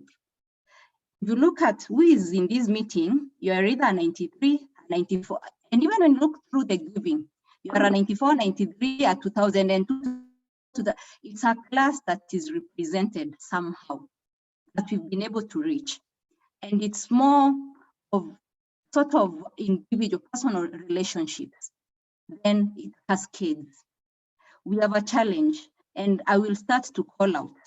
I'll start with Charity Coronia. That's a class, imagine a 2000, I'm a class of 2002. I have never met Charity, but Charity can meet the class of 1980, 81, 82, 83. That's where we need help. If someone can link up and we can have some sort of champions for those specific years, then it will be good, because if 94 is very well represented here, 93 is very well represented, the class of Akinalinda is represented, my class would be represented because they give, the class of Edna Karijo is represented because he is here. How do we then tap it together? Would you come out to help? Because that is the surest way. Jackie, I'll use you as an example. You've adequately helped us reach out to the diaspora team, and thank you, girls. You're amazing. You are amazing. But I can tell you for sure, without your support, would not have gone far. I personally whispered you in my personal prayers. Every time I receive that guy, and I thank God for you. So then how do we tap that so that it is very personal sort of relationships, because we do not have the full visibility of material. And to be honest, that activation, I know you give because you have an emotional affiliation to Brother John and his work. Then how do we cascade that to the others? It can only be done by you who has access to those other girls. So it's a question of, I think we should be asking, who wants to volunteer to do XYZ for certain years? If you need help, you have us to help. But we have our challenge. I think we've gotten to a point where we are not able to sustain it because we can only do this much. And we like that you're pointing out the gaps. Amazing. We need your help. And we can have people volunteer. I would seeing Charity Coronia do the 80s. We've had a few 80s. I think we had a 78. Grace, I don't remember who it was, but they disappeared. You can imagine you don't have a relationship. So help us. That's what we are saying. And thank you for pointing out the gaps. The other thing, Jackie, this campaign has actually run on Facebook for over 1 month. Literally. I mean, we've tried, we've activated them, we've sent emotional letters of girls who are applying for scholarships. We've reminded them of Brother John's sacrifice. We have done everything that needs to be done. You and a couple of us here are class of 94. And the ones who are here from class of 94, they are the Golden Girls givers from class of 94. So they literally assist the ship of class of 94 year in, year out, year in, year out. You're in that group. You know the efforts that have been going in there to try and get the girls to give, which they do. I mean, they've been the leading givers, class of 94, through and through. But you can see how quiet they are. Yeah. But what I know is that, let the number 7 not shock you at all. Many of us are in here already. We've not yet given. We will give. We know that it will come through. And we know that this money will continue trickling in. Tomorrow, I know I'll get confirmations. The day after tomorrow, I know I'll get confirmations. For me, what I know is that we have that commitment from a certain group of girls. We are trying to turnkey with almost every one of the girls, but slowly but surely, they're going to be coming on board. Because like now with the class of 93, I know that Pam and the rest of you came on board after the first year of the dinner dance, and that's how you formed yourselves into class of 93. I have personally been reaching out to you guys. I have reached out to Jane Kanye to even try and push your people some more, but somehow you're not able to organize yourselves as class of 93, but you yourselves give individually to the cause over the years, which is what you've been able to do. I don't know what happens with that class thing. I know that class of 97 must be the one for Linda and QS. They also used to give quite a bit, and something is going on with that class. Last year, we got a new class, I think it's class of 99, who also came on board in a big and committed way. So they're able to take one girl by themselves. Then the other thing is we've been actually trying to reach out to people who feel they can support a girl by themselves, which is basically a sponsorship of 80,000 a year. We have, I think, so far we have one person who has committed to that, and they are walking the journey with their girl who should be in Form 3 now, or thereabouts. So yeah, we are trying to activate what we can among the girls, Jackie, but I can tell you it is not an easy journey. And I totally agree. I totally understand. But look, around here, let me take an example of Pamela. Pam is this very exciting energy ball, Pamela Kaburia. She's this exciting energy ball. So on her Facebook page, she's able to reach out to very many people at a go, and she has so many networks of material. So I think maybe in our own personal ways, we need to look for exciting ways we can reach out and do it.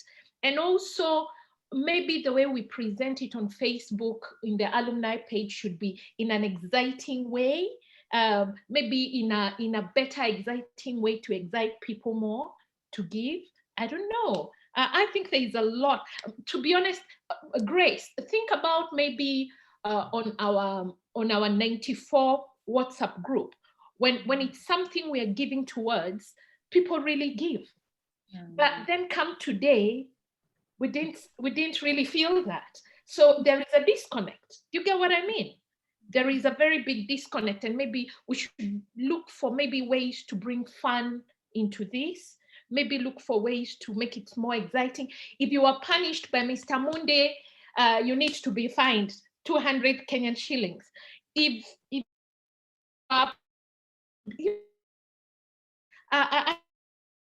marketing, and I think we can bring in the fun and get the money. I believe in that.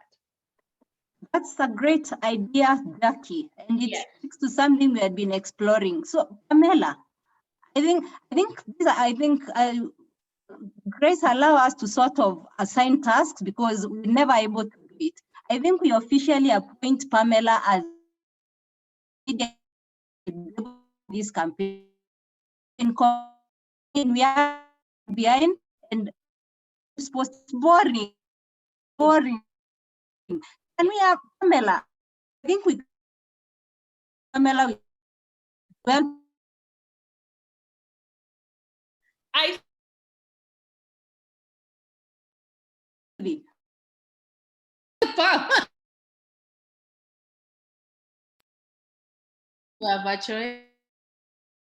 You're so right.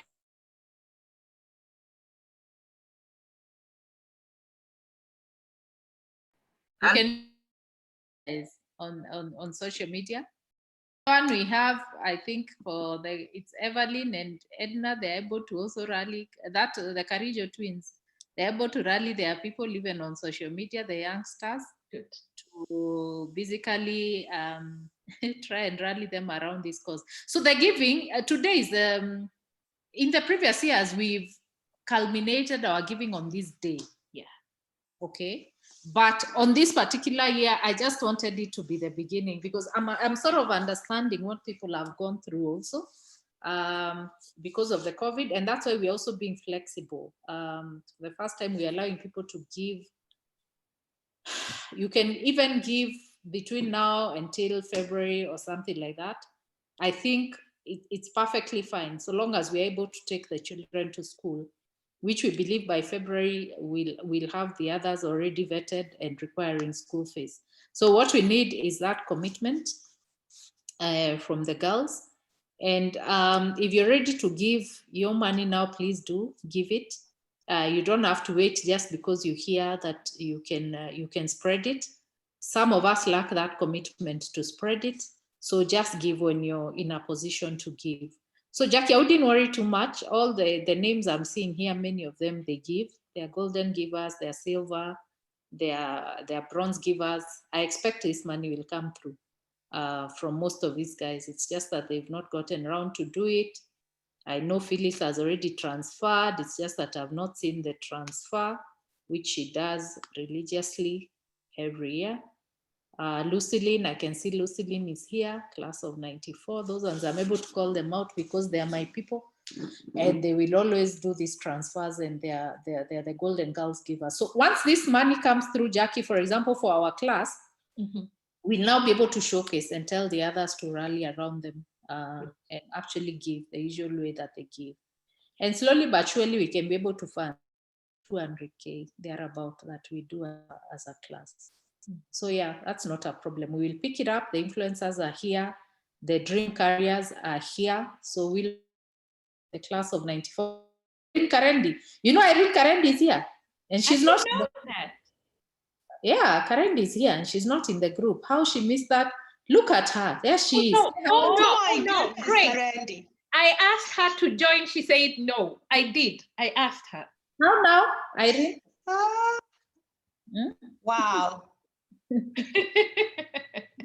You're not permitted. Please leave your number on the chat box because we are adding you onto the group. And all class of 94, you're going to help me rally. Your $250,000 has to come from that group. Good. Thank you very much. So the rest of the classes can pick it up and do it. Pam, your class had a lot of passionometer for us from day one. After that, the passionometer went. I was left with you, Bridget, and I don't know who else in class of 93.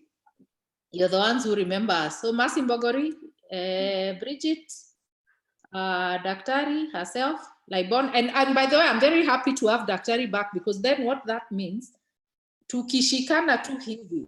I've been exhausting my corporates, Daktari, now it's your turn. So, and you know that those things are a phone call away. So you can always, you know, just tell your people, tell them that I'm sending my people to meet your people. This is how this thing is done.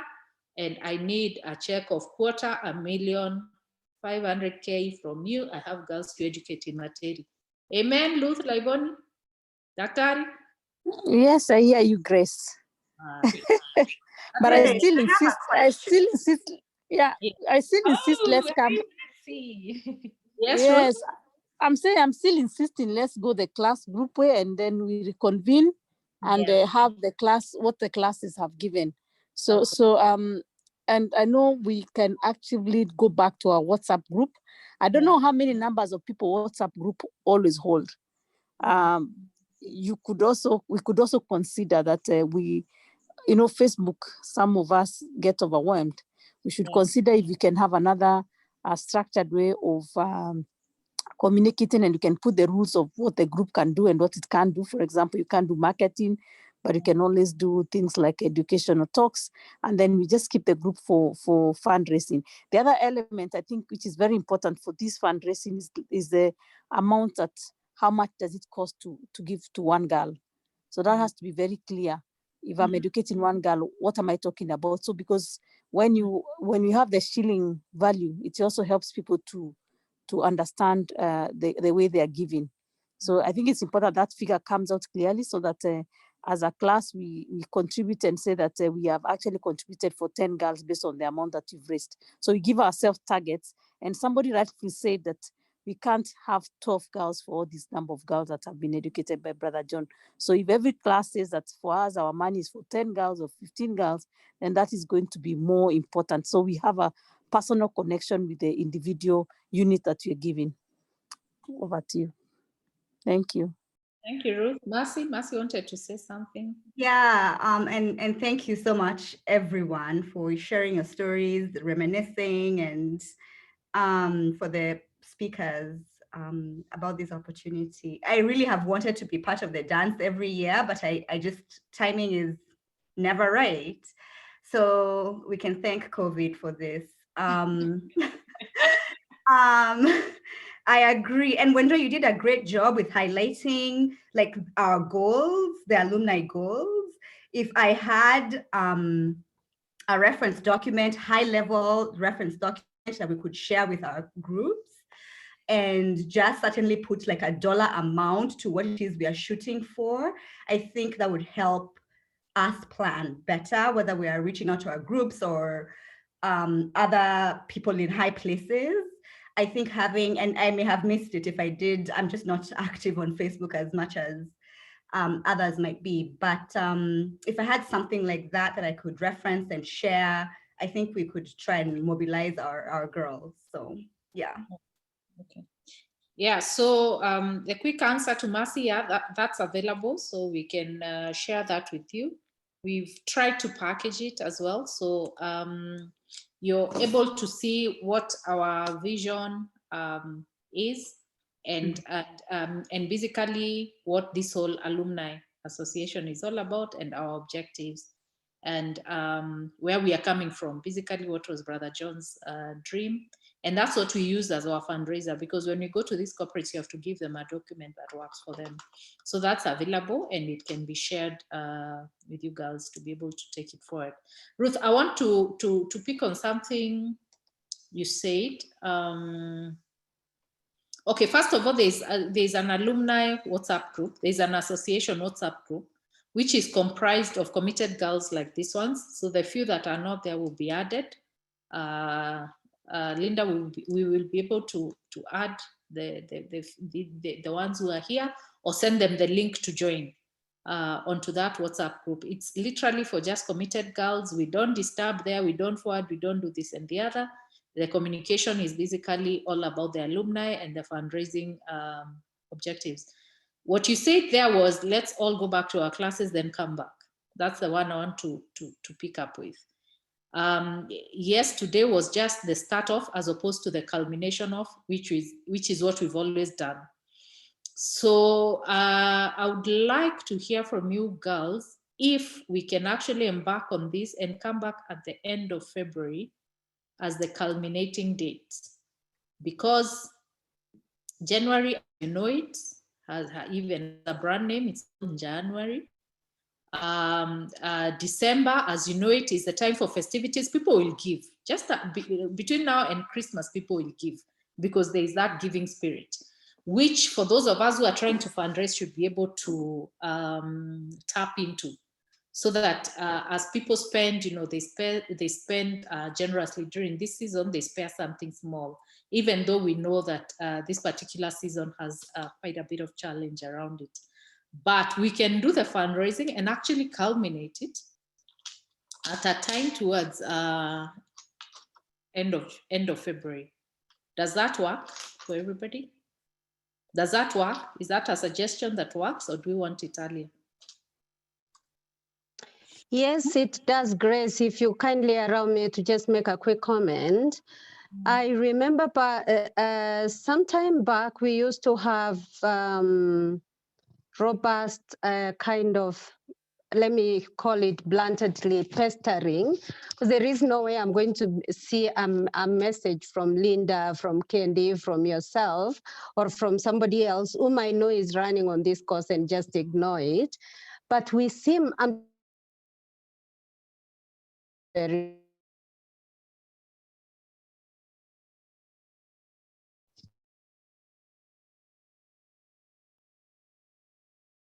than the emails we used to send, and we only do WhatsApp, and the few like maybe times some of us will log on Facebook, some of us are, me and Pam log on Facebook almost every minute, so we see it. But there are people that do not log on Facebook at all. So could we kindly explore means of communication so that we reach more people, as much as we also challenge ourselves? I just did a snipping. We were 41 when we began, but now we are 30 something. What if each of us committed to getting 2, 3, 4 other people? We could make 150 get 3, 4 other people. We do the snowballing route, and then we are able to get people back. And instead of us focusing mainly on February at a time, we can review in between and see what is going to happen. But certainly I agree with you that February is the right time to go to, because we know parents are struggling, and all of us are parents, if not some of us, most of us are parents, if not all, struggling to take kids back to school, which has become so expensive in Kenya in January. And then around February, we look at it, and Linda, our very great treasurer, thank you, Linda, for what you do. It looks at it and we have 100 girls. We still need to reach out to 200 more. We call upon each other, hey, reach out, reach out, reach out. Then within maybe mid-February, we can agree if we will do the review. Otherwise, we could push it for the sake of getting more people give than just rush time, and then we miss out on the opportunities that people could have. Okay, so thank you, Bridget, for that. Yeah, the snowballing effect, I think that can work, and we can be able to, each one can reach 3. That would be awesome if we can manage that. We can touch base again. Once we agree on the culmination date, touching base, we can do 3 or 4 times even. Touching base to just check how people are doing. What are you up to? How is this coming around? But again, if we are on that WhatsApp group, we'll be able to see progress a lot more easily. So yeah, we'll be reaching out to every one of you to give you the link to the WhatsApp group so that it makes communication a lot easy for those of you who are here and are committed to this particular cause. But yeah, between now and then let's do the fundraiser. I will be calling back us to order on this particular aspect to just check where we are at mid-January when you come back from Christmas. And then after that, we can pick it up after 2 weeks, and then 2 weeks again, and deliver this thing on the D-Day, so that I'm not also overwhelming you with a lot of the micromanagement around things. You know what you need to do. So each of us played their part, then we are good to go. But the easiest for communication will be joining on that WhatsApp group. But yeah, Bridget, that works. Grace, allow me to say one more thing. Yeah. And everybody on the forum tonight, please forgive me. This might be a bit harsh, but I'll say it as it is. And I feel Jackie, I feel everyone that feels we should give and we must give. You are in this meeting tonight. You have not given. What is stopping you from giving? What has made you not give? Could you please give in the next 24 hours? Could you please lead by example in the next 24 hours? Over. Thank you, Can Bridget. I answer to that? Yes. If you see someone in this group, it definitely means they're gonna give. Yeah, they're committed. They are committed to giving. That's why we are here. Mm. But I don't think it's right to put a timeline on people like 24 hours. We know you're gonna give. Like somebody like me, how I operate, I have a list. It's like you think you're carrying this list of giving, and as somebody said, I don't know if people think in diaspora we have money hanging around. So there's always someone sending you a text message or inbox, and you have to like try and see which order are you gonna go with. What is more emergency? So I always have a list, and my philosophy is first come, first served, because I cannot keep like giving. And I have to, but if it's something to do with material, like now here, I know before schools open, I have to give for whatever I have to give. So I think it's good to give people time, because you don't know their day-to-day activities, their day-to-day lives, their day-to-day whatever. You don't know what's in my inbox, what's coming to me, who needs what, who needs this from home, what's your personal family, whatever, you know. So if I believe if somebody is here, they're gonna give. That's why they are here. So as Mwende said, up to January, I'm sure most of us will have done something. Okay. Thank you, Pam. Pam, just clarifying, 24 hours is figurative, but challenging us in this forum to lead by those of us who are present. I agree, Bridget, we will. I am sure there is commitment among these people. And honestly, like I said, when I look at most of them, they are the frequent givers. They really will. They'll actually will. So yeah, please commit, dear ladies, and please reach out to the three. As said, and then let's borrow that strategy of comeback so that we accomplish this. I'm sure it can be done. Grace, please, would you please tell us about the issue of the foundation? Because I hope that by the next time we come to meet, you have thought about it, or the small task team you said you'd put in place. Because although it is too late now and we cannot continue going on forever, I think that issue of the foundation is very key. And I learned my lessons, especially when I started the Build Zero campaign for the First Lady. When we did not have a foundation, it was different. Of course, that is a different setup. But the minute we registered the foundation, there was more trust. And it's important for us to think about also the legacy of Brother John through a foundation. Of course, both of them operate differently, but somebody else mentioned earlier, people have more trust in a foundation, the non-materials people. So if we can put, I know it's registered under the Ministry of Lands. So if there's a small team that is ready to just do the paperwork, I can commit to facilitate that process so that we have a foundation. I know I saw something very interesting the other day, somebody who asked people to forfeit their birthday and the whole year, and there was a lot of money raised because people were saying they were giving, even children were giving. It's a water campaign program, So people were giving up for water, and there was a unit cost for your birthday package. You're giving up your birthday to give how many children water. So those are very good kind of emerging ways people are giving. So, but that usually only works when it's a foundation than a scholarship. So over to you, please give us a team, and then we move with speed so that as you move in February to commit for the scholarship, you're also committing on launching a foundation anytime soon. Thank you. Okay, so for the quick response on the foundation, if you say that you can help facilitate that, then the core team of the officials can be able to run with you on that, because they have the back etc. So we just need to know what it is that is required. That we don't need a different task force. That can be run with from the core team.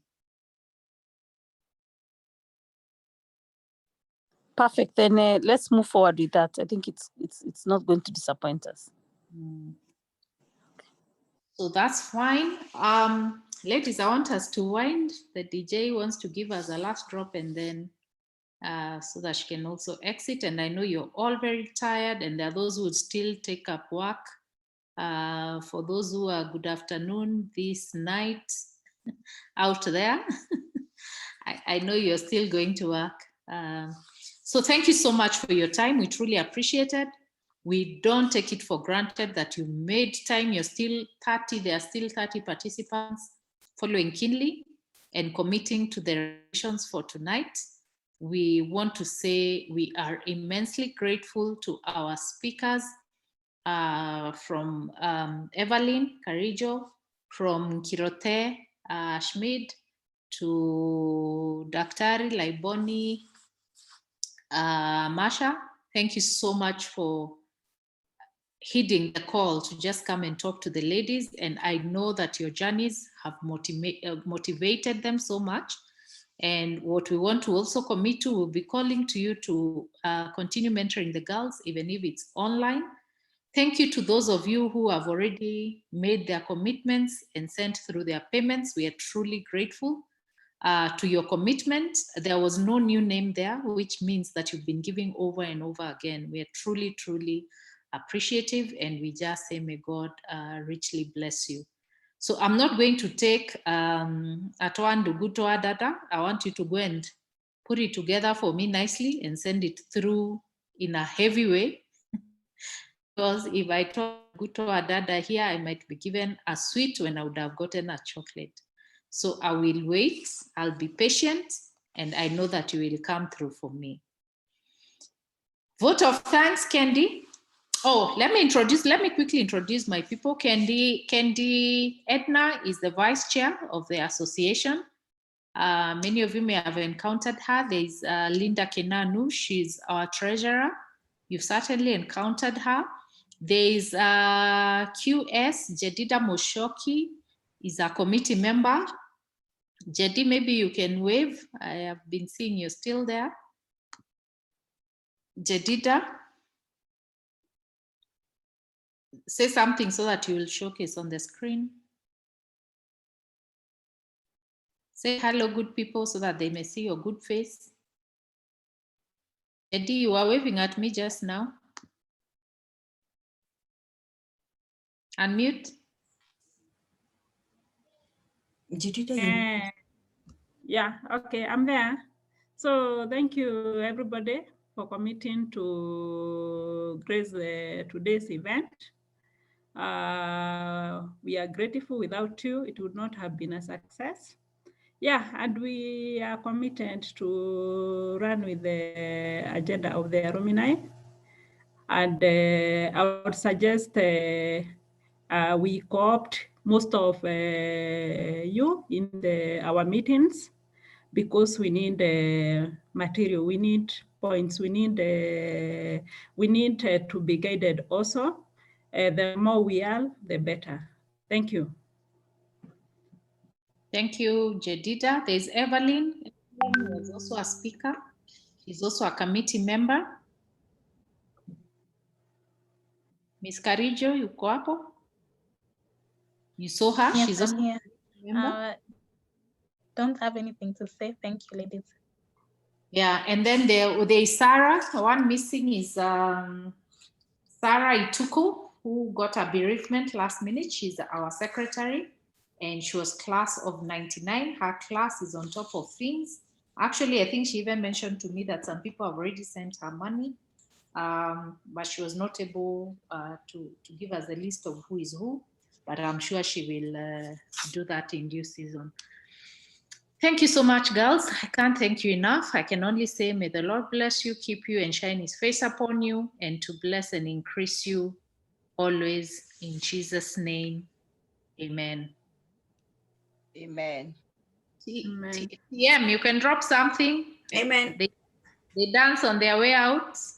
Yeah, Amen.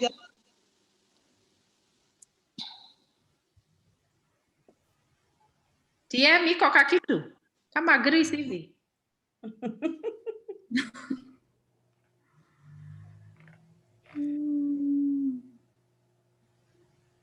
You checked out already. Evelyn, wapi DJ?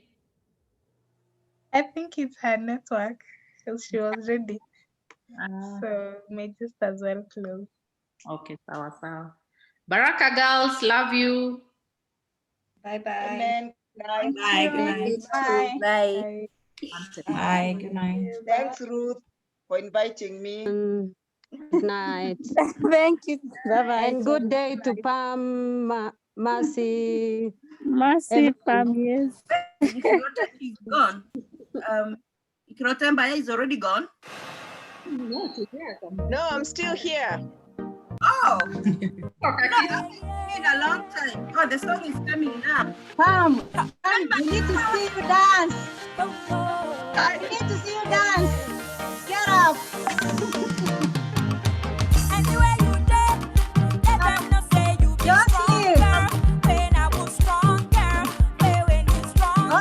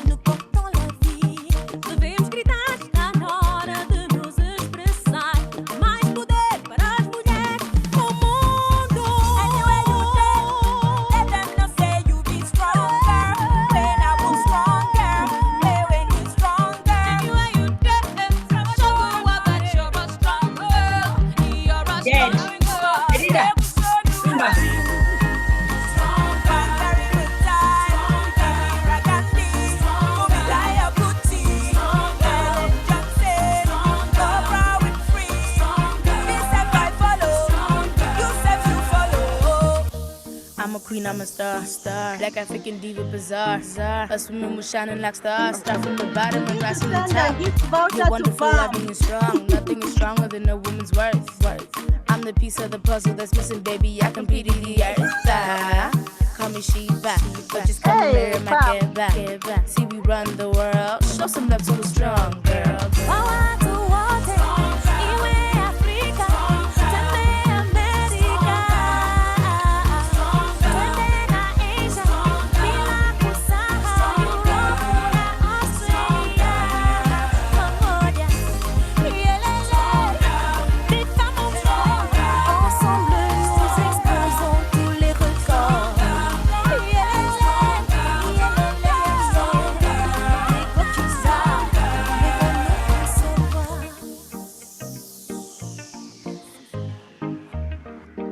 I start my now. Amera. You guys haven't done anything. Let it go. Guys. Bye. Wacha tukaimbe huko sasa tukiosha nyumba. Yes. Yeah. Good night. Good night.